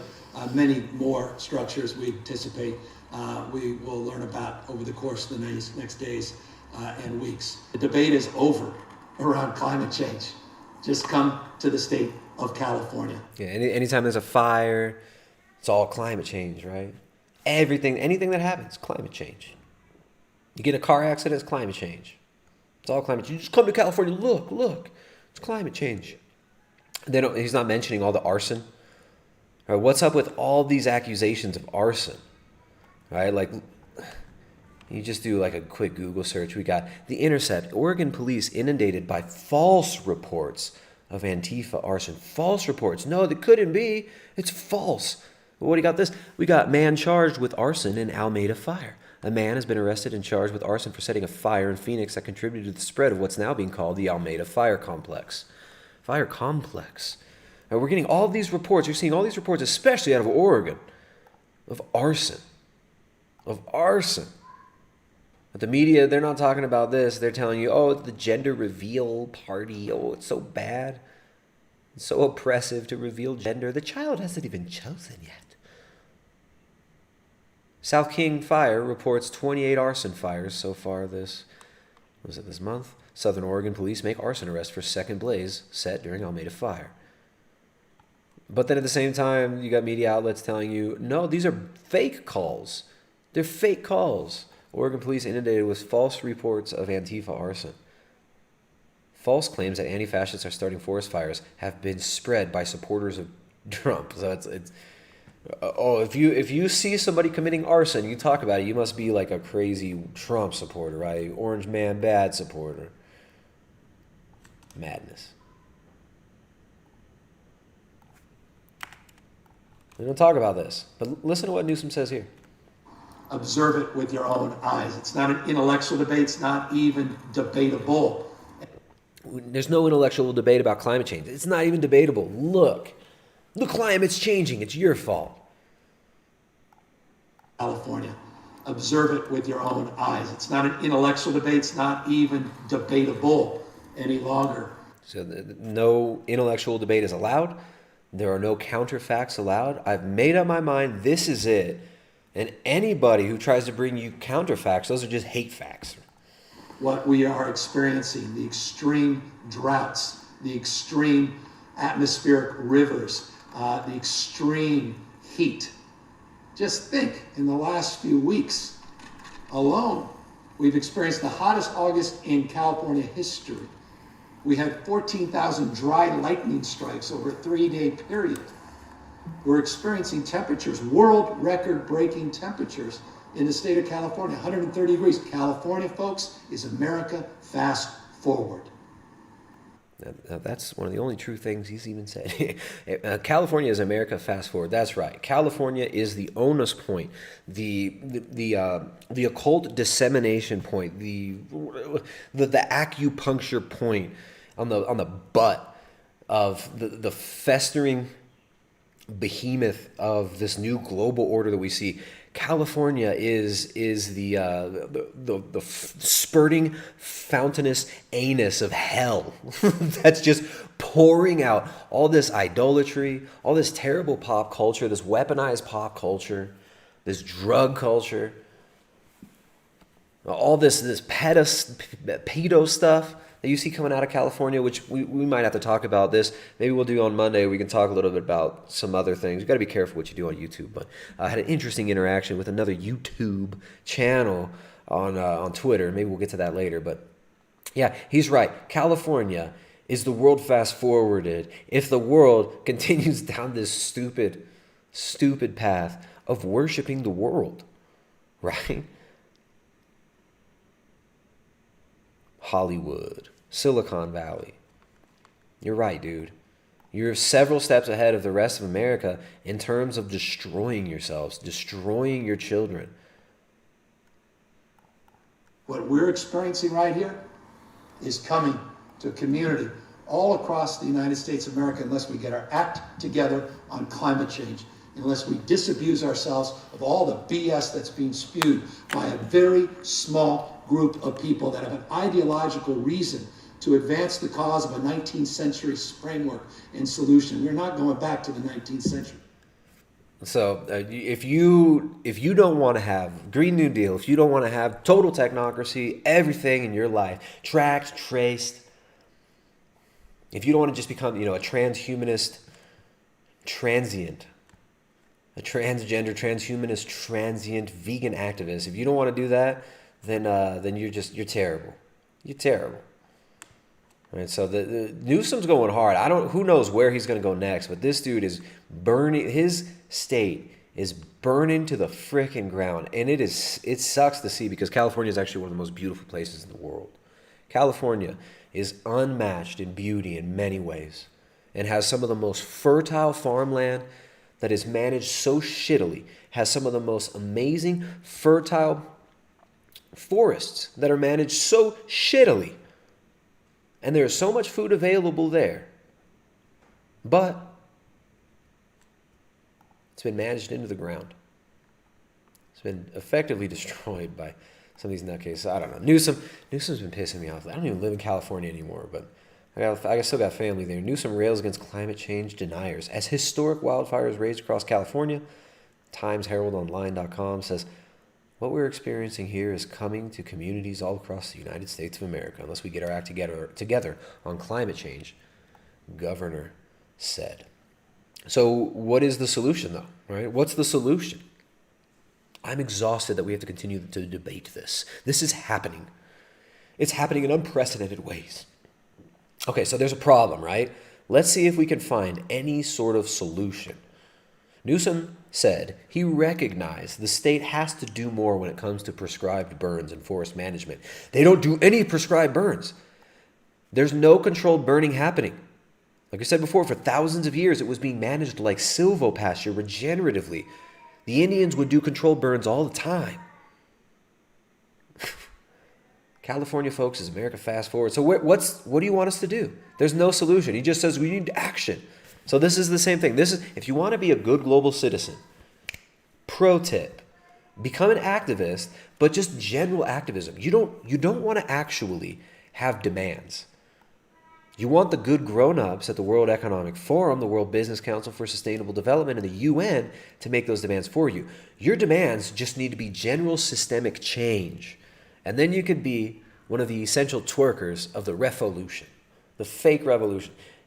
March in the streets, burn shit down, destroy the current order, and demand change, but have no idea what that change is going to look like. So then, these NGOs, these intelligence agencies, and these massive megacorporations, which all work together, can then bring in this new agenda that you've rolled out the red, blood-covered green carpet for, and change your life into this technocracy that they've been telling you is inevitable, that is not actually inevitable or necessary.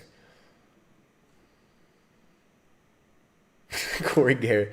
Yeah, exactly. What was that quote from? Corey Garrett just said, you go out into the unknown and you act. That's from the one clip from Greta, right? You need to go out into the unknown and act. You need to act. This is a climate crisis and we all need to come together and listen to the science. And then we all need to listen to the science and we need to act. We need to act now. If we don't act now, who will be actors for us? Who will do all the acting if we will not act? You have stolen my dreams and my childhood. Freaking Greta. I don't know if, let's see, is this working? You have stolen my dreams and my childhood. Thank you, Greta. Let's see if I can do it again. How do you...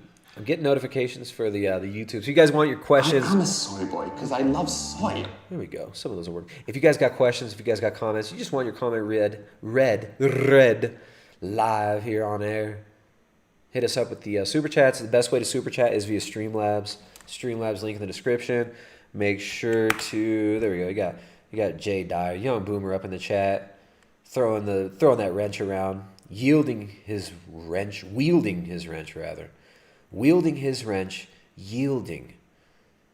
his soul to you with his beautiful rap skills. What's up, Young Boomer?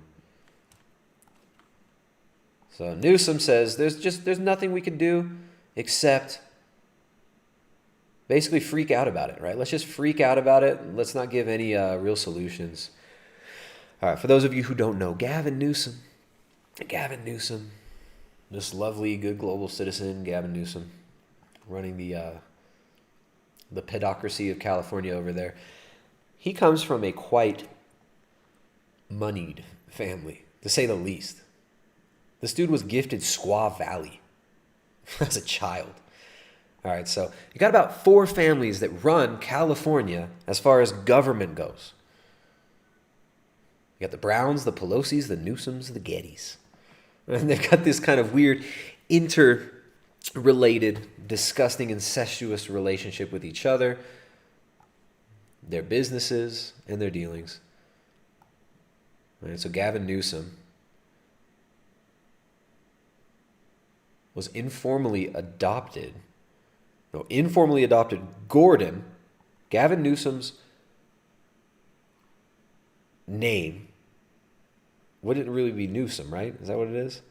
He was Newsom's informally adopted Gordon, who was the son of, was that Jerry Brown? You can't even keep up with this crazy incestuous relationship. All right, Gavin Newsom will be the first Democrat in more than a century to succeed another Democrat as governor. Blah, blah, blah. Let's see. Long dominant Jerry. The connections date back to the 80s. Okay, so Jerry Brown's father, Pat Brown, ran for San Francisco District Attorney, losing in 1939, won in 43, with the help of his close friend and Gavin Newsom's grandfather, businessman William Newsom. So William Newsom, Gavin Newsom's grandfather, put Jerry Brown's father, Pat Brown, in as district attorney in 1943. 2 decades later, Governor Pat Brown's administration developed squad. 1960s Winter Olympics. The concession was given to William Newsom and John Pelosi. So this is just hard work from young Gavin Newsom. Grassroots Newsom. One of the Pelosi's son, Paul, married Nancy D'Alessandro, who went into politics and has now reclaimed speakership of the House of Representatives. Another Pelosi son married William Newsom's daughter, Barbara. Until they divorced, that made Nancy Pelosi something like an aunt by marriage to Gavin Newsom.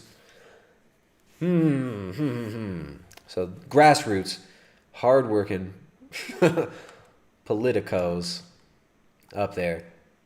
And guess what else is happening? San Francisco. Another great news out of California. San Francisco jails to have meat consumption under new law. So new law just approved this ordinance to reduce the consumption of animal foods, including meat and dairy and eggs, in jails, and guess what else? In hospitals. So in the places where you should be recovering from your surgeries, the foods that you need to actually recover, the only essential foods, which are animal foods, they're going to decrease those. They're going to cut them in half in jails and in hospitals. Right? How cool that they're doing those together. They're doing those together, right? So we got the schools, the jails, the hospitals, all decreasing meat consumption globally, saying that, we're saving the planet, right? San Francisco city jails to slash 50% of meat, dairy, and egg consumption by 2024. Totally vegan buzz. Animal agriculture is the next frontier for a rising divestment and defunding movement towards a more compassionate and sustainable world. You know what that means? That means carbon credits for kibble. That means taking your credits away for meat. So they're going to try to gamify all this in this giant carbon trading scam. And meat is on the chopping block. Meat is on the chopping block. I'm on the chopping block, chopping off my awkward thoughts.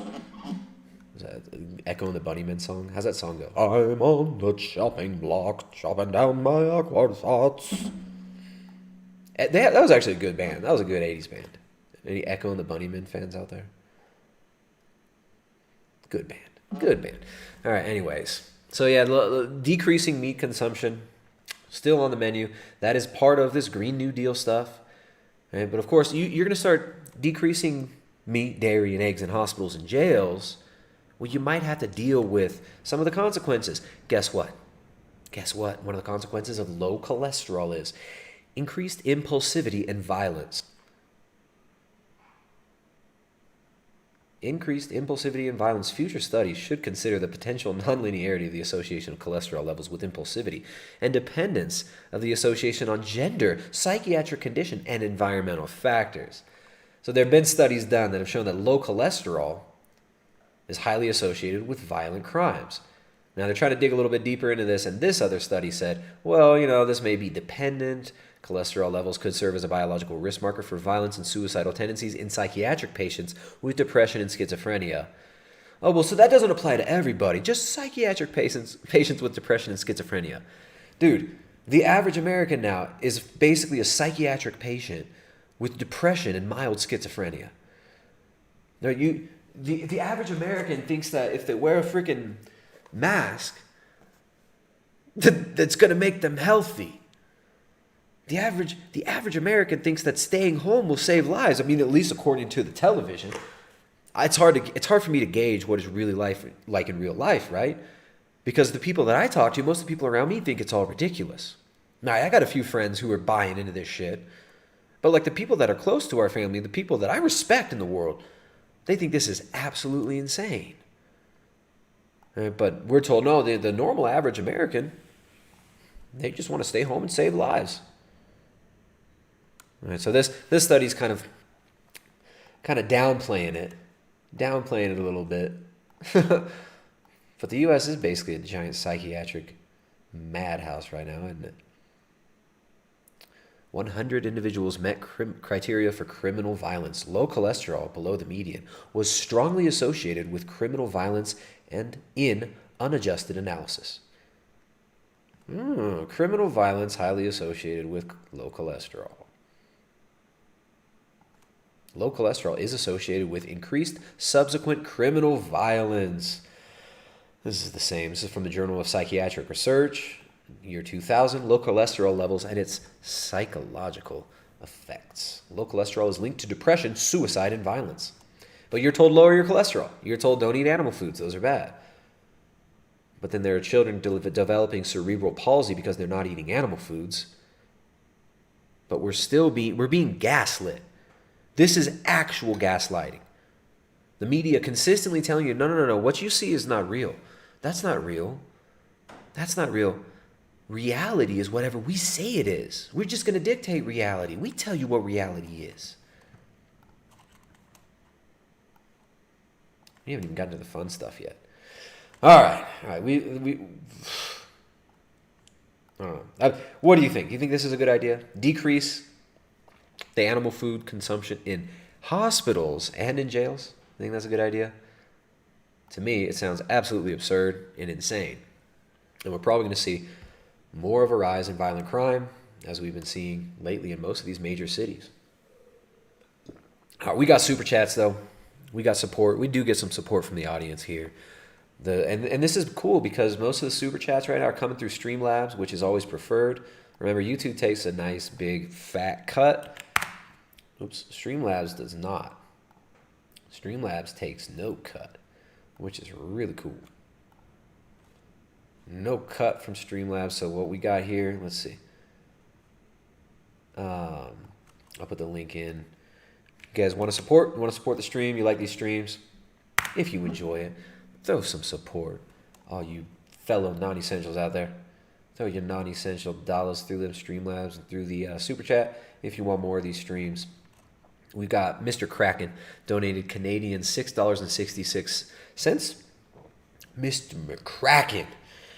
Mr. Kraken, not Mr. McCracken. Mr. Kraken sent in the Canadian dollars of the beast for $6.66. It says, do you have a positive outlook of the future?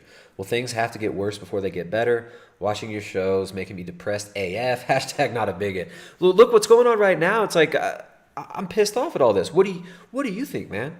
Does it matter what I think is going to happen? Does it really matter? I mean, ultimately, there's no salvation in the world, right? We're not going to be saved by some, secular utilitarian utopia. We're not going to be saved by any of these worldly movements. So, of course, I ultimately have a very positive outlook of the future, but not in like a worldly sense. You know what I'm saying? I think we need to all work out our own salvation with God. So, I mean, really what it comes down to is not putting our faith in the world, right? So we come over, we have a laugh, we talk about some serious stuff, but we have some laughs too. And I'm sorry, I know this was a heavy one. There are a lot of things going on, but I don't know. I feel called to talk about these things. I feel called to call this bullshit out, and I'm glad you enjoy it. But don't get down. You're all good. We all good. Life is still good. Life is still worth living, right? But this worldly, like always seeking these worldly things, we can get caught up in all sorts of illusion and confusion there. So thank you for the support. Really appreciate that. The Art of Truth and Love donated $25 via the Streamlabs and says, Jesus loves you. Keep spreading truth. The Art of Truth and Love. Thank you very much. I appreciate that. The Art of Truth and Love sometimes shows up with these streams and single-handedly sponsors the whole stream. So sometimes we get some real generous audience members, and sometimes they don't show. But the Art of Truth and Love just happens to show up whenever Morning Star Farms. Remember the origins of Kellogg. Kellogg was a Seventh-day Adventist, right? And he was associated with all this Ellen G. White group stuff. Kellogg used to go to the sanitarium, the Ellen G. White Healing Sanitarium at the Seventh-day Adventist little camp over there. And his whole thing was about decreasing fertility, decreasing libido. What did he call it? He used masturbation. He said Kellogg's cornflakes are going to help you to stop jerking off. You're going to stop being coomers. He tried to stop cooming. Unfortunately, he didn't stop cooming. He just helped to turn the whole world into a bunch of coomer soyum. So thank you very much, Kellogg. But thank you even more, Rat Splatigan. I didn't even think about that. Morning Star Farms. Interesting. Luthien donates $5, says reality is reality and science proves science. Dang, that is I think that's a direct quote from a debate. I think you call it a debate that I watched recently with Jay and that guy T-Jump or whatever. That debate was pure cancer. Do not watch that debate. It will increase your chances of contracting cancer by 10,000%. All right.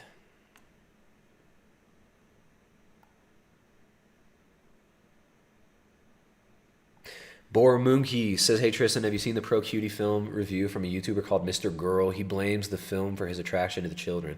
Yeah, go to my Twitter. All right, I'll pull up my Twitter right now. I'll pull up my dang Twitter. I did interact with him and he even responded to me. So, let me pull this up. All right, yeah, we can talk about this really briefly, but I don't think we have time to. Maybe in the next stream on Monday, if I do a solo stream. All right, so anyways, I retweeted his tweet. He did this review, Mr. Girl on YouTube. This degenerate scumbag. I'm not going to leave this up too long because even his thumbnail is just disgusting with these like young, I think they're 11-year-old girls hypersexualized by this film Cuties. If you haven't heard of this, Netflix released this essentially child trafficking glorification film. I've not seen it. I'm not going to watch it. There was clips of it in this dude's review video. His review is one of the most disgusting things I've ever seen on the internet.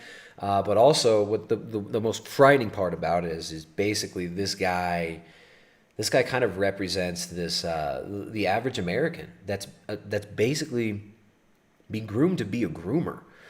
So here's Mr. Girl on YouTube. He did this. He actually responded. I called him out. So the pedos are emboldened. Check out the smug arrogance of art aficionado, Mr. Girl YouTube. I won't quote him as it's shameful to even type what these people are openly saying about our children. He responded. Where's his response? Did he block me? No, he didn't block me. Okay, he responded. He says, I am smug and arrogant, but to call me a pedophile is dumb. If I were a pedophile, I'd just say that. Well, luckily, I mean, I called him out, but other people called him out too. Lisa says, I think the bit where you said that although you knew they were kids, you still found them, quote, hot, was you saying exactly that, to be honest. So, yeah, this guy, wait, what happened to I responded to him too. I don't know. Anyways, that's that. We'll maybe get deeper into that some other time, but that's not the most YouTube friendly debate thing right now. That would be something more. I don't even stream to D Live, but he went on Ralph Retort. He went on the Kill stream and basically said the same. And he is, this dude's gone. This dude's just complete low life. So anyways, speaking of low lives, we got BBC News. Hard-hitting news. Jane Fonda. Climate activism saved me from depression. Hollywood star Jane Fonda has written a book about how people can get involved in climate change activism. So Jane Fonda is writing the new blasphemous fake Bible for climate activists, and she's saved from her depression, right? The BBC advertising this 2 days ago. So of course this is essentially an advertisement for the coming Extinction Rebellion ramp up of climate activism. Climate activism advocating for, guess what? All the same stuff that people have been trying to push on us for the last few decades. More technocracy, more government control, Green New Deal, Fourth Industrial Revolution, total control of all resources, abolishing of private property. That's what climate activism really is about. It's about depopulation. It's about resource consolidation. And it's about leveraging a bunch of useful idiots who listen to this weird looking, what the hell is wrong with her face? Why do these old celebs, like these 60s starlets, end up looking like white-haired monkeys when they're freaking old? Like these old white boomers look like, she looks like a monkey. Jane Fonda, you look like a monkey, woman. You look like a monkey with a white woman's wig. All right, so this old hag says that it helped her to cure her depression. Let's hear what she's got to say. I'm going to go pee while you guys watch this. If it'll play. Will it play?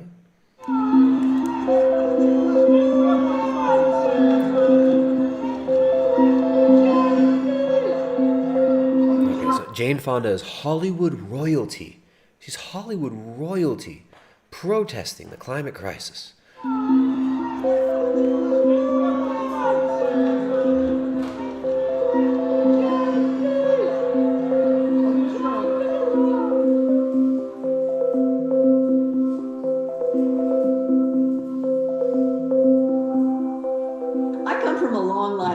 Depressed people.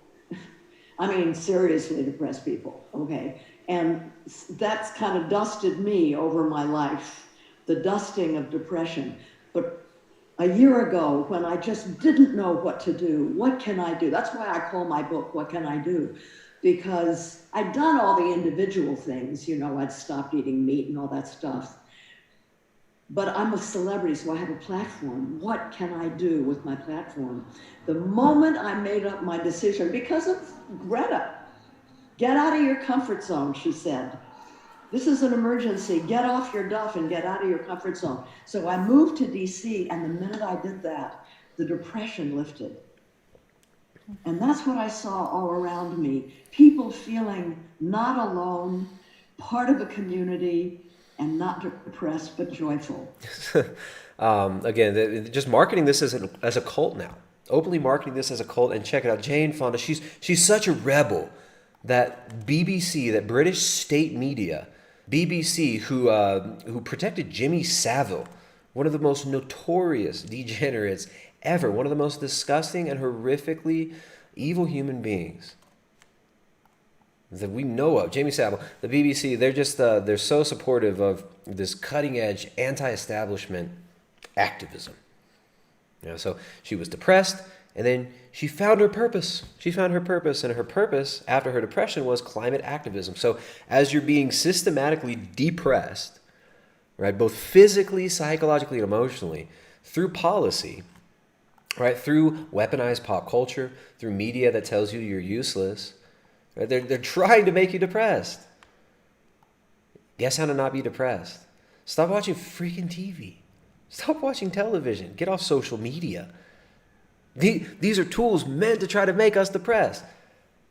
But then they try to sell you this fake answer through the media, through the mass media. So let's make you depressed with mass media, and then we'll tell you how to not be depressed by dancing to the tune that the Pied Piper of mass media is playing you. I was just joyful. I felt part of something. And so they're telling everybody, they're locking everybody at home. They're telling you you have to have social distancing. You can't see your families. You can't have funerals. But we can have funerals for celebrities, for celebrity criminals. We can have funerals for them, but we can't have them for your grandpa. You can't visit your grandparents. We're going to take your children at the hospital because you tested positive with this test that is designed to give false positives. Yeah, we're told to feel alone. We're told that we're forced into isolation, and then they roll out this blood-splattered red carpet for the activists. Oh, you can become a part of something, do something meaningful. You can't do anything, they tell you on one hand, but then they tell you, look, you won't be depressed if you do something meaningful, like become a climate activist with Jane Fonda. They call her Hanoi Jane back in the day, they called her.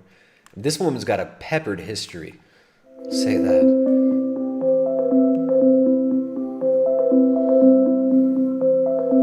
I'm white. If I was black and I was arrested, it would have been very different.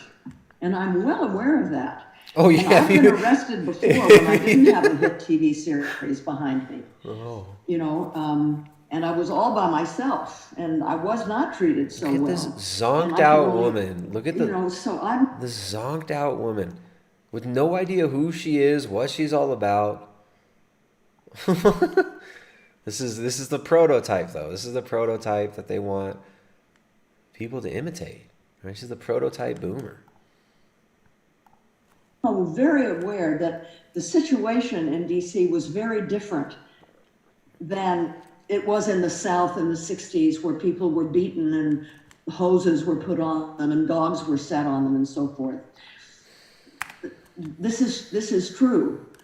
But my purpose was to get as many people aware that this is an urgent situation and that they need to put their bodies on the line. And it worked. Again, there's no real message. There's no, we need to do this. We are protesting so that we can do A, B, and C. You know, it's just, we demand climate action now. We want the government to take action. Take action, government. All right, so she got saved. The climate activism saved her. So we've got some other young wife materials here. Look at these future wives and future mothers and future grandmothers here.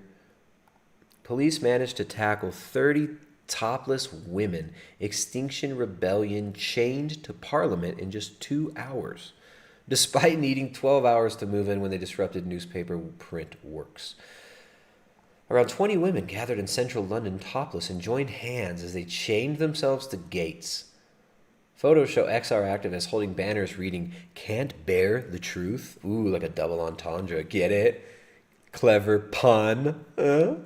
As they were hauled away by police. XR tweeted today that the world is in a climate emergency and facing mass extinction without action. We need action. Climate group made headlines after blockading printing presses and delaying distribution of newspapers.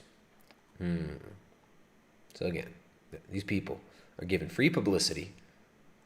Look at these heroes. Look at that. She's going to save Mother Earth by shaking her little titty nips. She's going to shake her little titty nips in front of all the children to save Mama Earth. Police remove a topless protester after she locked herself to the railings of Parliament during a climate change protest. So this chick's got famine written on her chest. She's stripped down naked, being carried off by police in another dehumanization ritual. Wearing, of course, a mask. And the mask says 4 degrees Celsius. Because they have this thing where if we don't have action now, the climate will raise above 4 degrees Celsius. And that will create unimaginable suffering and disaster. Now, I don't know what the 4 degrees C really is about, like this symbolism here. It seems like there could be some deeper aspects to it, just like the Degas symbol, that rune symbol that Extinction Rebellion uses. They actually turn it on its side, which changes the meaning of it. And so there is a lot of interesting symbolism behind Extinction Rebellion. We talked about the other Red Brigade before, but this one kind of tops it for me. This is like 2020 in a nutshell right here. A bunch of sterile, childless young women, right, unhealthy, don't know how to feed themselves, don't know how to nourish themselves, pudgy, petulant little white skanks with masks on their face that say 4 degrees Celsius and stamps on them that say things like starvation, pandemic. starvation, pandemic, locking themselves to the railings of Parliament. This is how we're going to change the world. We're going to get naked and be super hot for the planet. So then they lay on the ground and they have extinction. So you've got a white woman with a mask on her face that says 4 degrees Celsius. Says, can't bear the truth on her hand. And of course she has this beautiful moon tattoo. She's super earthy. She's actually a Taurus, which makes her really connected to the earth. Like, you could tell that she's a Taurus because Tauruses, they really often let their armpit hair grow, like, they just let it free flow because they're super earthy. They're really connected, right? Like, the bull is like, it's like a symbol of, like, earth, and I just really resonate with the earth. Being a girl that grew up in a big city, and I've never really dealt with animals other than my cat, who hated me. I don't really relate to humans so well. I really relate to animals. So my moon cycle tattoo just represents that. So she's laying on the ground with the jackboot police around her, and it says extinction on her chest. So again, all these like weird agitprop things that they do. Why is it always that PETA, Extinction Rebellion, why is it that their street action always seems to mimic some sort of a like ritual death of human beings? Why does it always seem to conjure up imagery of dehumanization, right? They do these dehumanization rituals. That's what these are. So dehumanization rituals. And they think that this is going to save the planet.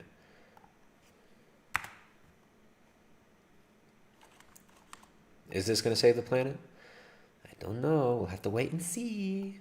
The Real Cooter Brown donates $5. Got a nice super chat there. Thanks, Real Cooter Brown. He sent that super chat via Streamlabs. That's the best way to send them. Support the channel here, and you will continue to get this content, continue to get these streams if you guys support. So I appreciate it. Real Cooter Brown making it worth it. Sends $5. Says, all of the people I know socially who are anti-natalist are totally silent on cuties, trafficking, etc. Really makes you think. Exactly. Do you see any of these vegan activists? Do you see Vegan Gains? Hi everyone. This is Vegan Gains. I've been cooming in my room for like 48 hours straight, everyone. My eyes are bloodshot. There's a pile of crusty Kleenex in my lap. And I am effectively sterile and don't ever plan on having children. But I will sell my wife's holes. Jasmine Gains. I'll sell her holes on OnlyFans. So... yeah, hi everyone. I just wanted to say that there's really nothing important we shouldn't really renounce like human trafficking or anything like that. We're just all about like saving the animals, okay everyone? Okay. Is Vegan Gains out there speaking up against human trafficking, grooming film? Cuties? Absolutely not. All these Kumas, all these Zuma Kumas, they got nothing to say. Hi everyone. So I just spent the last 4 hours aggressively masturbating myself to cartoons. And I am an activist. Okay? All right, everyone. Vegan Gains. So you want to cure your depression like Jane Fonda? Why don't you go put a bike lock around your neck? Put a black and red mask on with this demonic print that says 4 degrees Celsius and stamp starvation on you. Bare your saggy, flaccid little barren titties that have never been milked, that have never had any milk flow through them, that have never given suckle to a baby. Go pull out them flapjacks and stand next to some other boomer naked for a photo op. This is going to cure your depression. Oh, you're depressed? Hey, are you depressed? Are you not feeling bright? Do you need a little extra pep in your step? Join the Extinction Rebellion. We'll brand you on your chest with a brand that says starvation and force you to get naked in front of thousands of people and stare vacantly into a camera with the words "can't bear the truth" written on your hand. That's going to cure your depression. Come do a dehumanization die-in ritual with us, Extinction Rebellion activists. Bare your breasts in front of the world, lay down on the ground, and flop around like a dead fish with fake blood on you. This will cure your depression and save the planet. Extinction Rebellion camp like Glastonbury, says MP. So this is from just 2 days ago. They're telling people in the UK, you got to stay at home. We're having hard lockdowns. We're going to change the way you live. We're going to close your bars. We're going to give you curfews. But then they're saying, oh, look, the Extinction Rebellion protests are like entering a Glastonbury festival. Right to protest, he asked the Deputy Chief Whip, Stuart Andrew, standing in for Leader of the Commons Jacob Rees-Mogg, whether demonstrations on the square could be banned. He said, returning here last Tuesday, I thought I was entering the Glastonbury Festival, which I thought had been cancelled. To allow the noise, the disruption, the cost of policing is absolutely ridiculous. So they're allowing these people to protest. BBC, that didn't report on the protests against the restrictive lockdown measures, COVID-19 84 madness. They didn't report on this, but they're going to report on Extinction Rebellion. And the camp is just like a festival. Hey, we canceled your festival. You can't go to festivals anymore, but check it out. Here's a bunch of pilled out millennials banging on drums, holding signs and taking their shirt off and flapping their flappy titty flapjacks all around. You can go to the festival as long as you're protesting. So you can only have festivals if you're protesting what the good grown-ups say, right? So you got Animal Rebellion, the offshoot of the Extinction Rebellion, one, the plant-based food system for the future. Plant-based food system for the future. This is a post from them on Instagram. And they have quoted everybody's favorite activist. They've quoted everybody's favorite hardcore activist, future OnlyFans star, Dr. Michael Greger.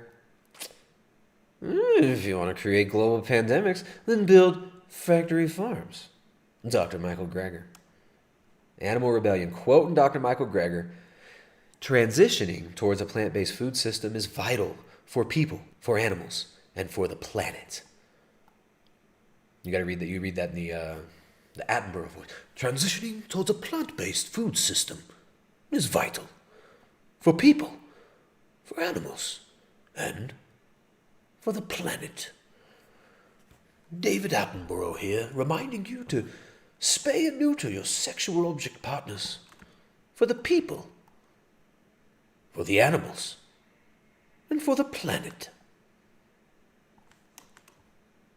All right, so Animal Rebellion. We're going to learn a little bit more about them. What are the Animal Rebellion all about? They've well-funded group, right? Very, very well-funded. Earthling Ed, Joey Carbstrong associated with them. They're an offshoot of Extinction Rebellion, another heavily, heavily funded fake grassroots organization, astroturfing this fourth industrial revolution takeover that's been accelerated greatly by the opportunistic approach that governments have taken to the response to the so-called pandemic. And the Animal Rebellion is the animal rights offshoot of the Extinction Rebellion, tying in animal activism with climate activism. We are entering the movement of movements. The movement of movements is for the co-liberation of each and every one of us. There is historic division planted into our society.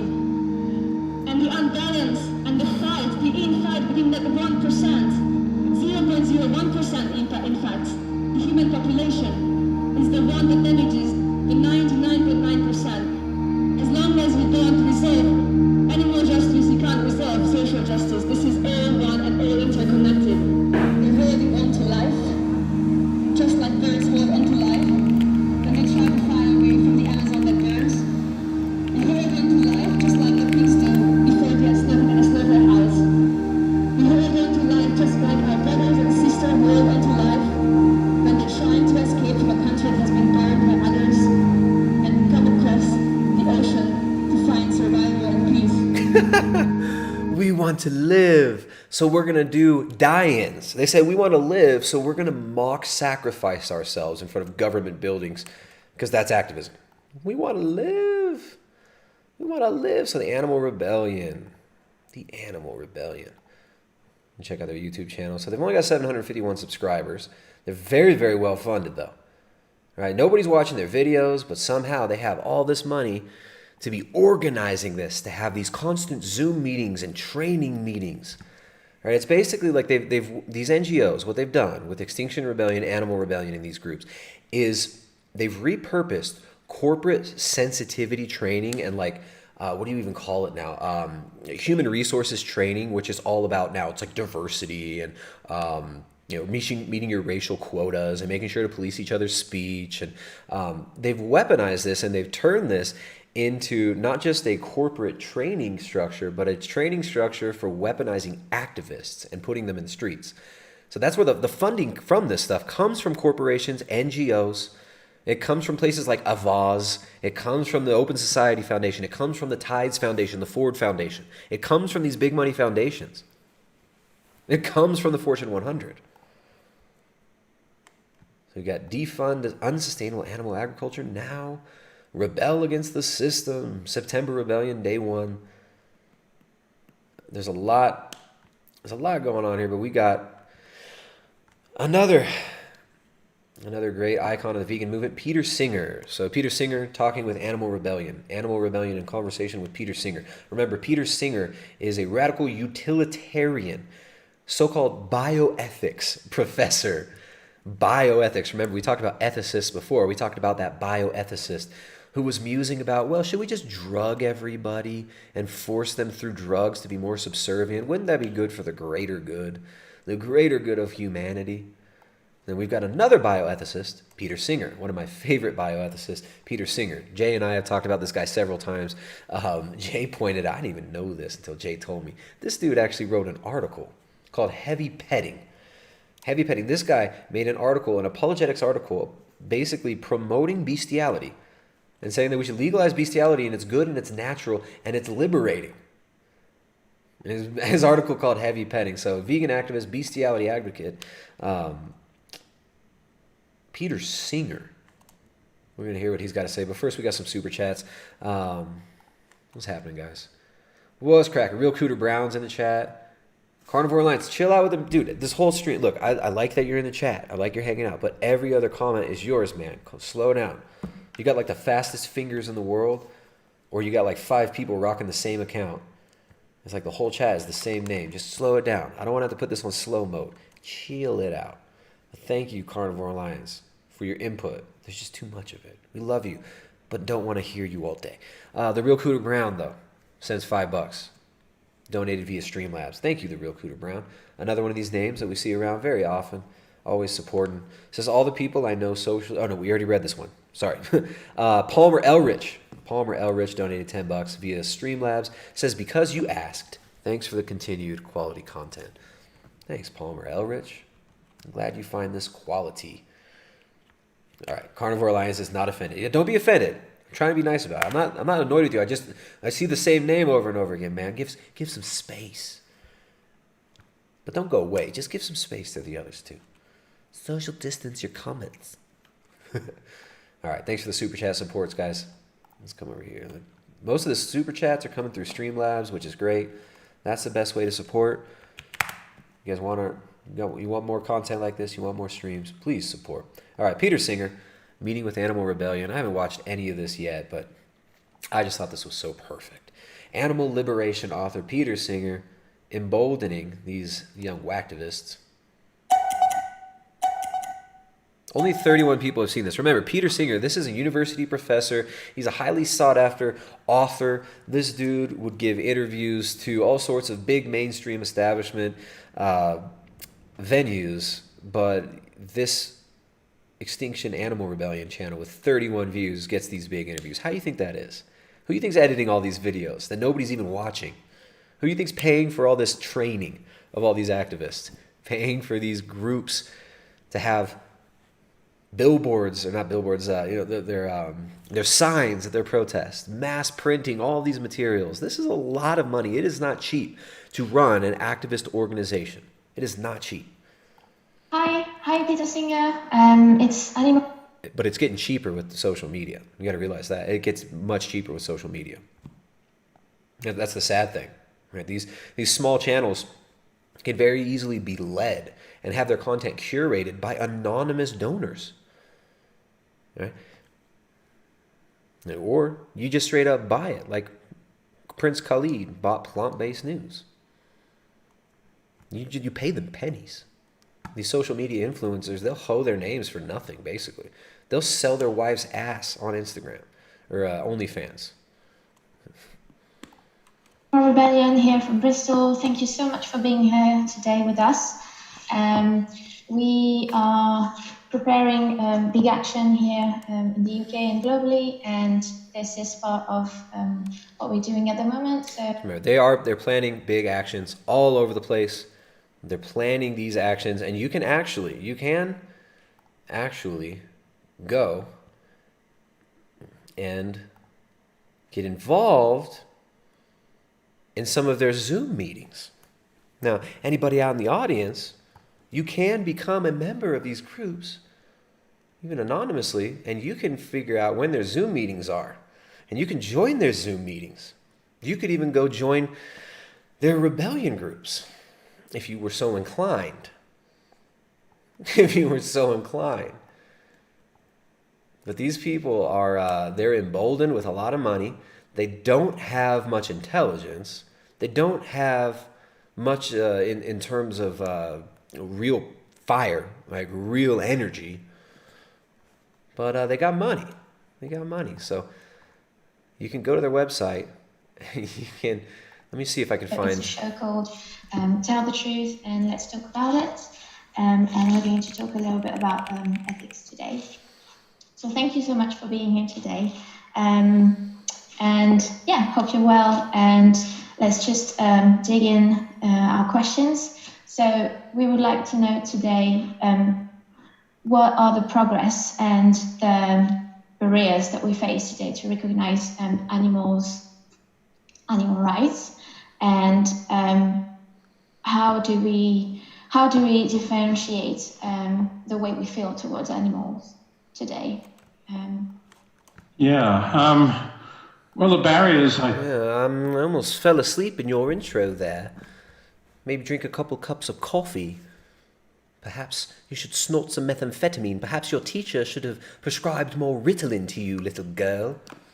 You done put the snooze on me in that intro. I think essentially what they've always been, or at least the main ones, that we are in the habit of thinking of animals as not really counting, as not mattering in their own right.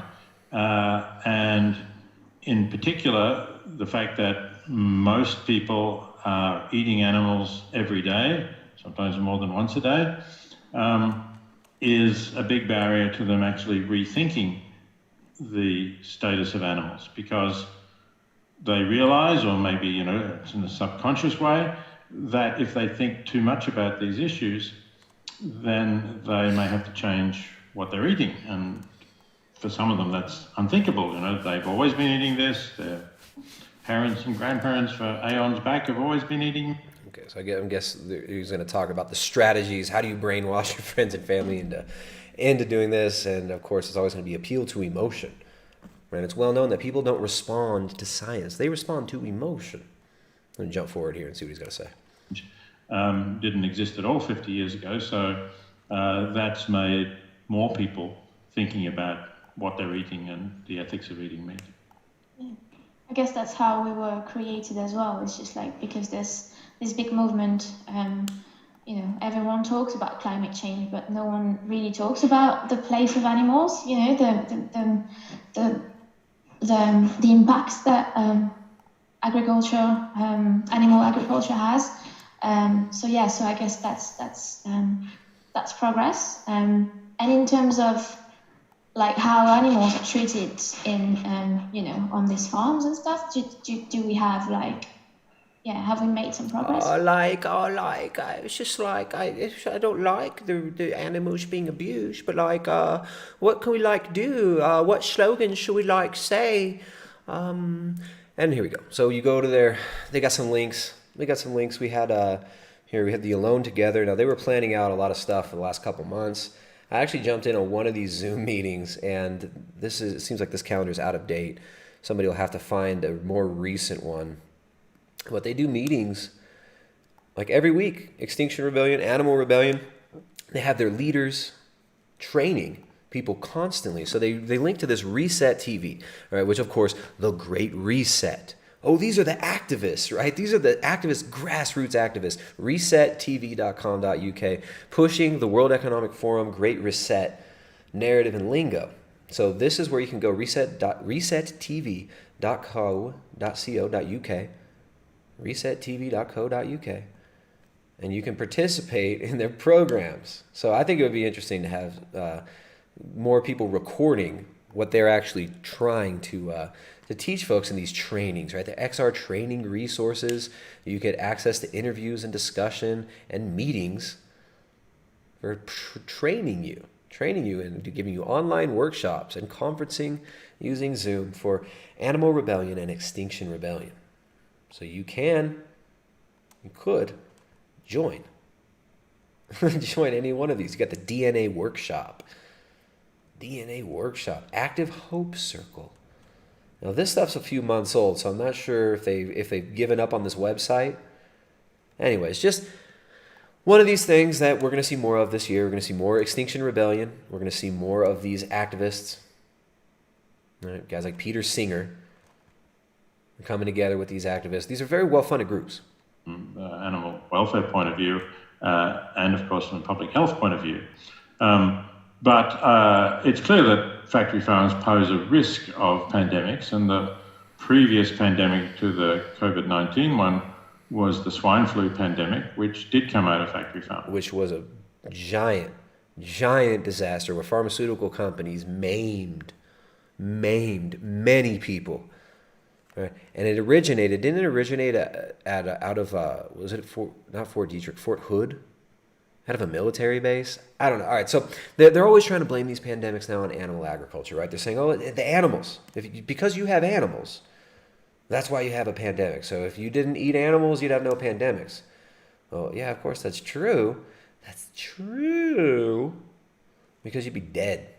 If everyone stopped eating animals, we wouldn't be able to feed ourselves. So there wouldn't be pandemics because humanity would be gone. All right. Diamond Tuesday donates £5. Says, thanks for the great stream as always. Please consider this donation as a startup for your OnlyFans.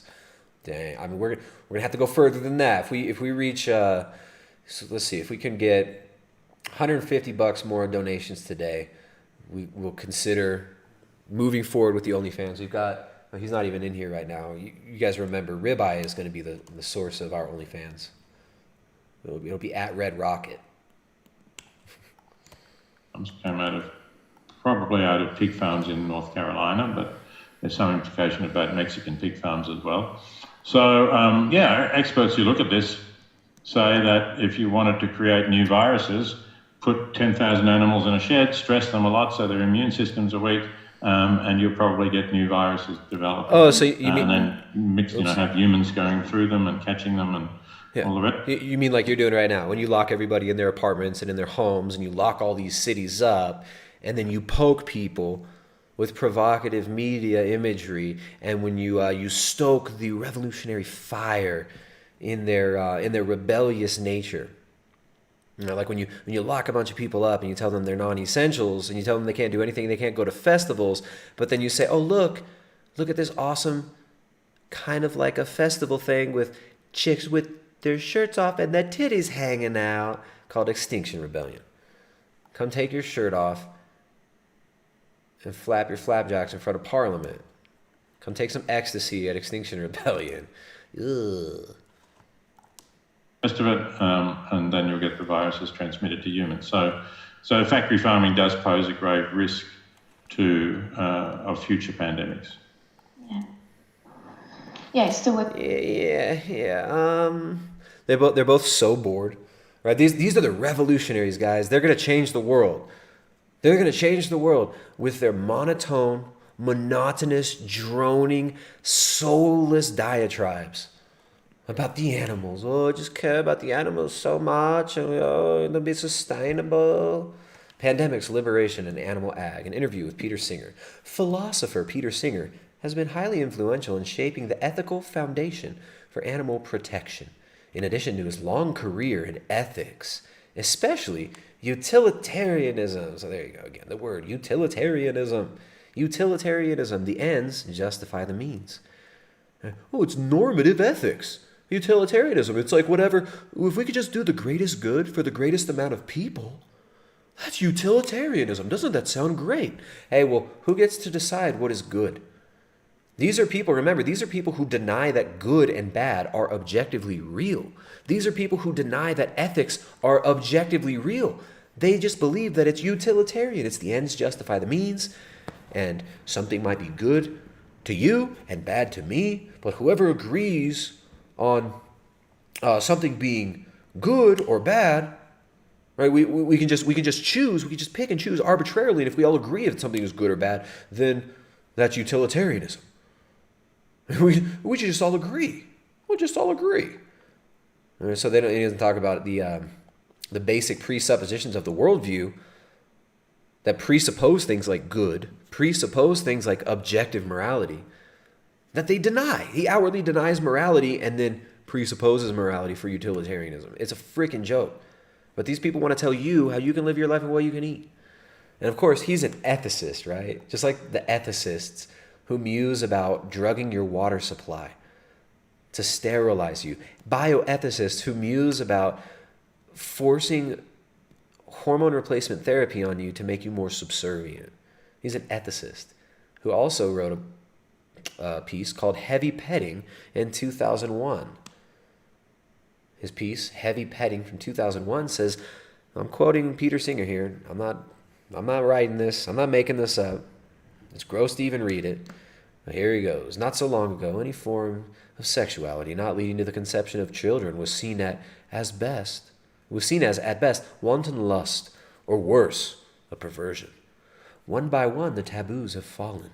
The idea that it could be wrong to use contraception in order to separate sex from reproduction is now merely quaint. If some religions still teach that masturbation is self-abuse, that just shows how out of touch they've become. Sodomy? That's all part of the joy of sex, recommended for couples seeking erotic variety. In many of the world's great cities, gays and lesbians can be open about their sexual preferences to an extent unimaginable a century ago. You can even do it in the U.S. Armed Forces, as long as you don't talk about it. Oral sex? Some objected to President Clinton's choice of place and partner, and others thought he should have been more honest about what he had done. But no one dared suggest that he was unfit to be president simply because he had taken part in a sexual activity that was, in many jurisdictions, a crime. But not every taboo has crumbled.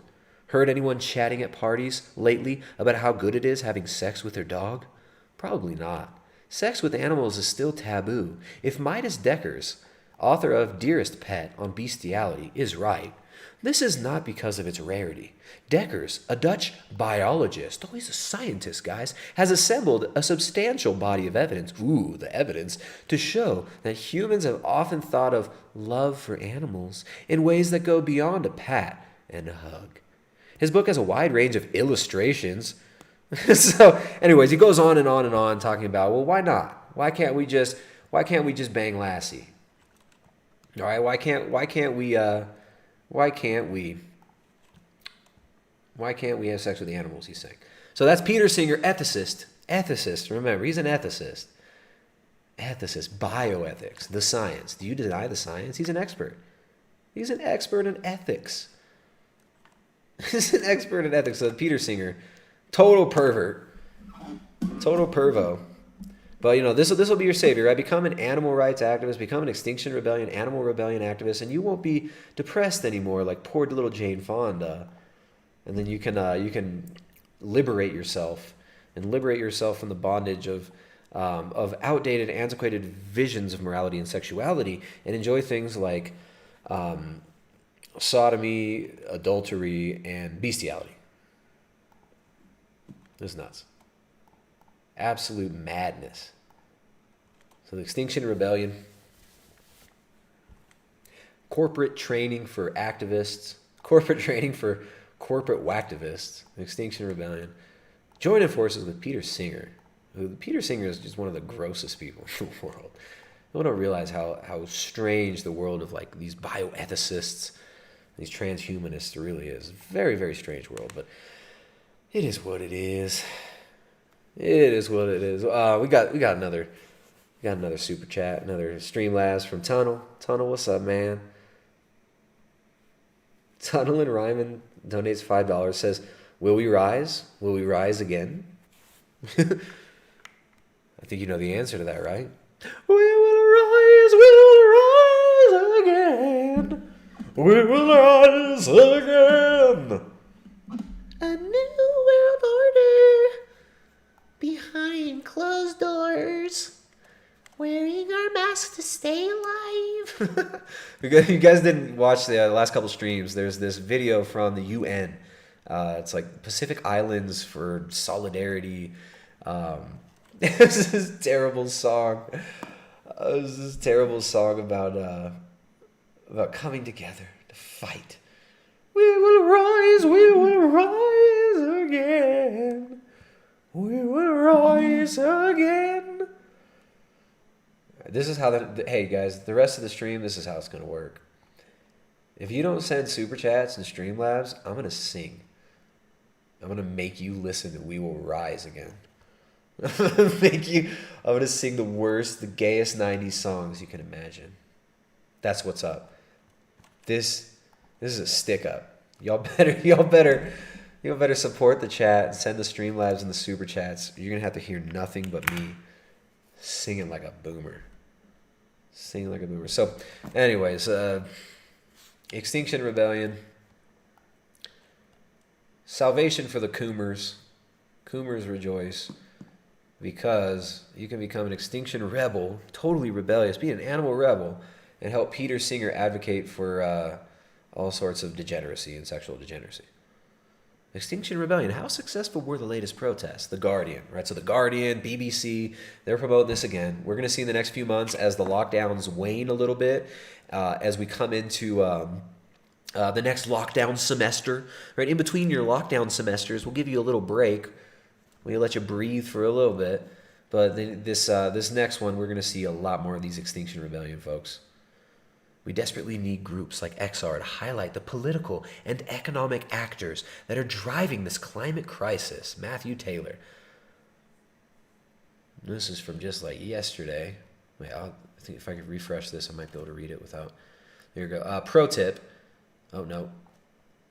Never mind.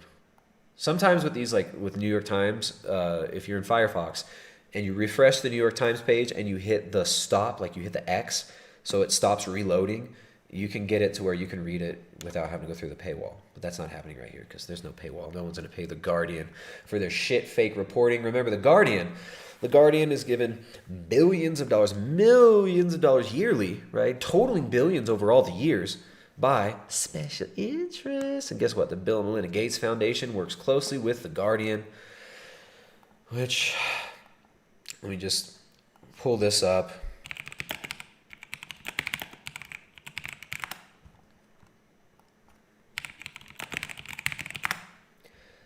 All right, there you go. Bill and Melinda Gates Foundation. They got a whole section on The Guardian's website. Philanthropic partnerships at The Guardian. The Guardian, like many news organizations around the world, is working to find new ways to fund our journalism to ensure we can continue to produce quality, independent journalism in the public interest. Increasing philanthropic support of our independent journalism helps fund impactful Guardian reporting on important topics such as modern-day slavery, women's rights, climate change, migration, and inequality. Our current philanthropic partnerships are the Bill and Melinda Gates Foundation, which supports The Guardian's global development site, and then they list a bunch of other foundations that they are prostitutes for. So, of course, they're saying we need more of the Extinction Rebellion. Oh, they're such rebels. Look, they're rebels. They're rebels.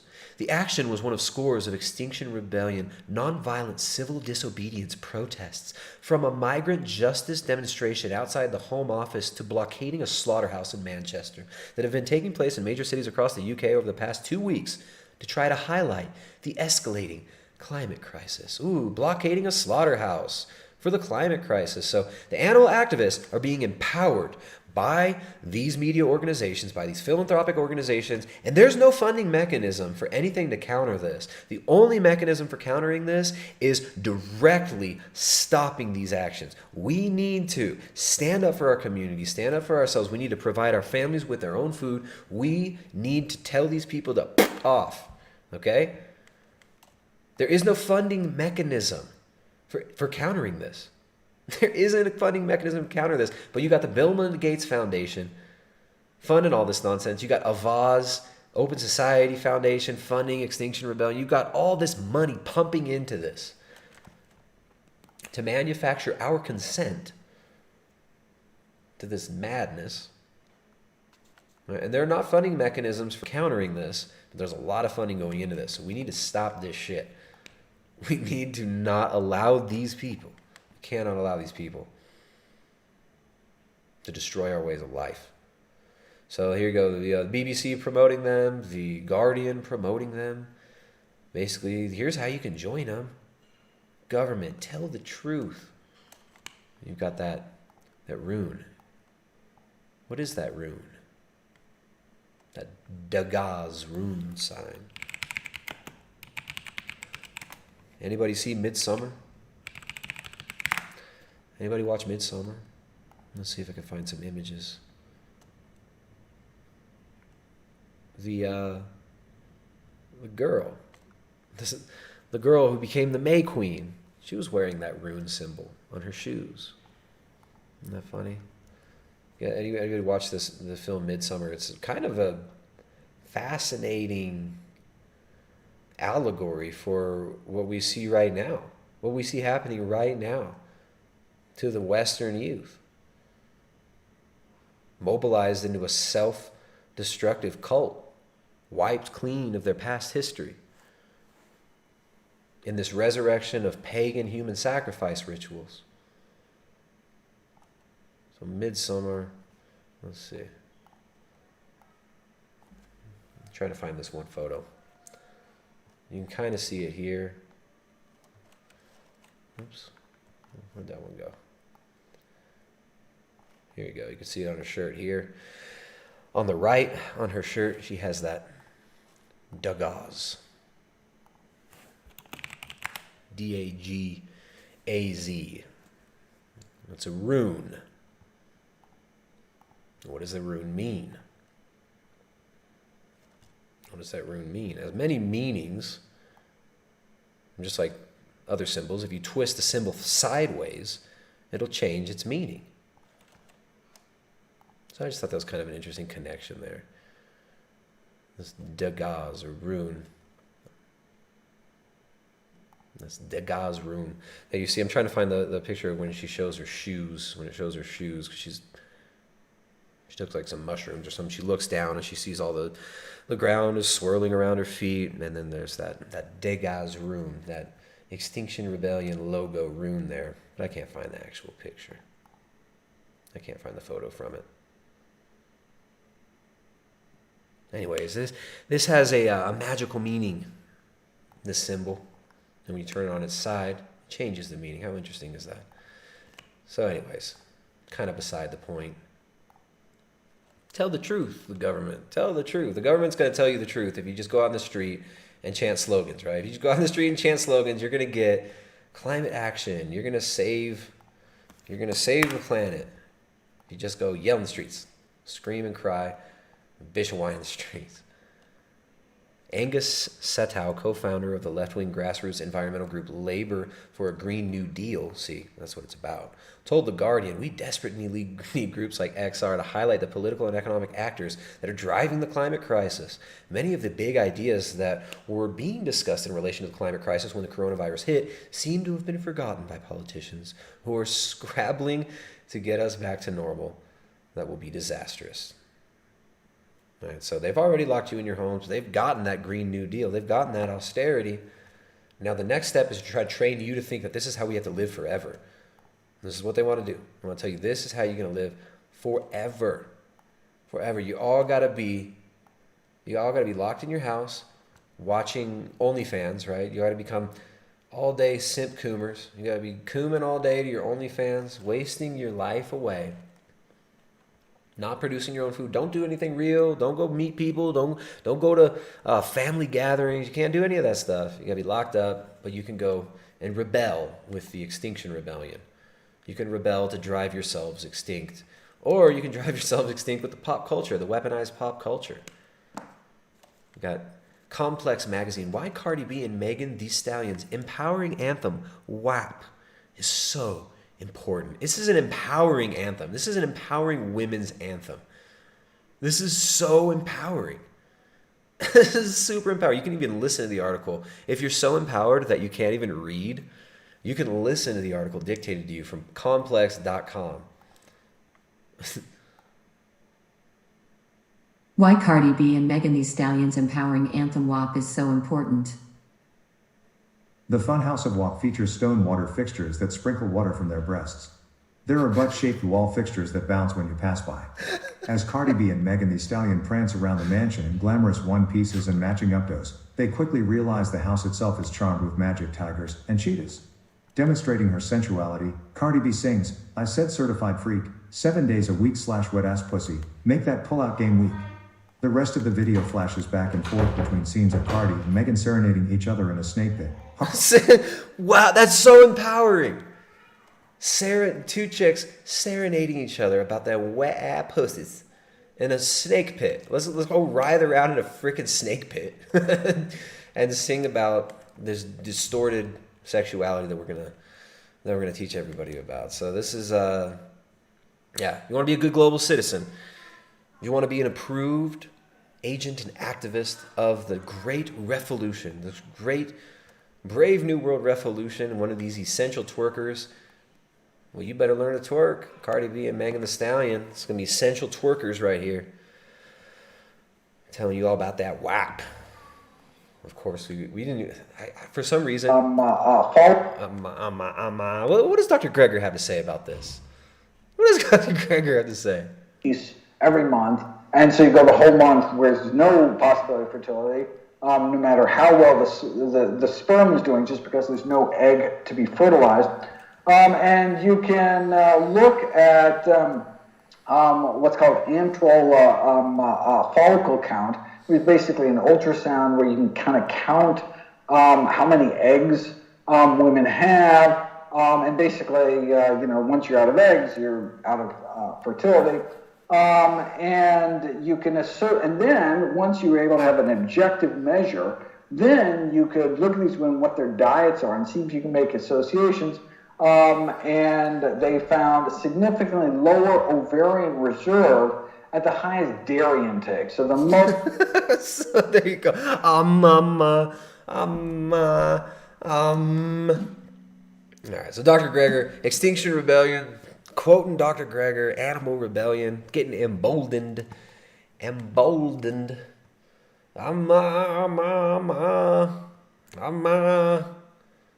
it's like all this, all this madness we see. It's like they tell you this is for the greater good. We want to make you healthy. Dr. Greger just wants to make you healthy. Cardi B just wants to help women to be empowered by slapping that WAP on the ground.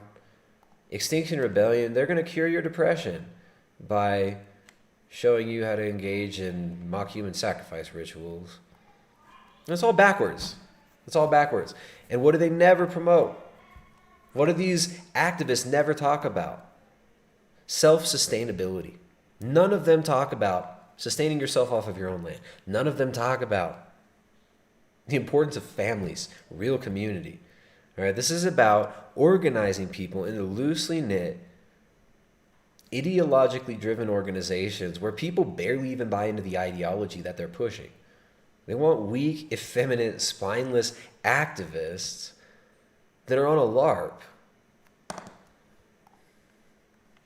You can eat soy foods.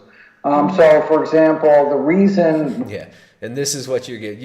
You can eat soy foods. Thanks, Dr. Greger. You can eat soy foods. So, for example, the reason why there's no such thing as, there's no word in the Japanese language for hot flashes is because Japan has the highest soy consumption in the world on average. Japan, whoa, that's the most powerful science ever. Japan has the highest soy consumption in the world. They're so healthy because of all the soy. You just got to eat more soy, more. I was reading about 2 servings of soy a day, and these menopausal hot flash symptoms just don't occur at the levels that they do here in the West. They don't occur. They don't even have a word for hot flashes in the Japanese language. It's just because they eat soy, and they get that beautiful vegan glow from the soy. So the soyance is strong with this guy. The soyance is quite strong. That was some powerful soyance, but yeah, I don't know. I think we might have to wrap this up soon. Tomorrow, I got a stream tomorrow. We're going to be joined by You Did It Wrong. Shout out to You Did It Wrong. Sky from You Did It Wrong is coming back with Tommy Kelly. Both of them are former vegans. Tommy Kelly, former vegan activist. We're going to talk about we're gonna have some fun. We got a lot of fun stuff to talk about. We have lots of source material to draw from. So that'll be fun tomorrow. Tomorrow at 3 p.m. Eastern. 3 p.m. Eastern, that'll be Tommy with You Did It Wrong. If you guys got any questions, you guys just want to support, the Streamlabs link is in the chat right now. The Streamlabs link's in the description as well. We appreciate all the support from the audience that we do get. Let's see. We'll come over here and read any last super chats.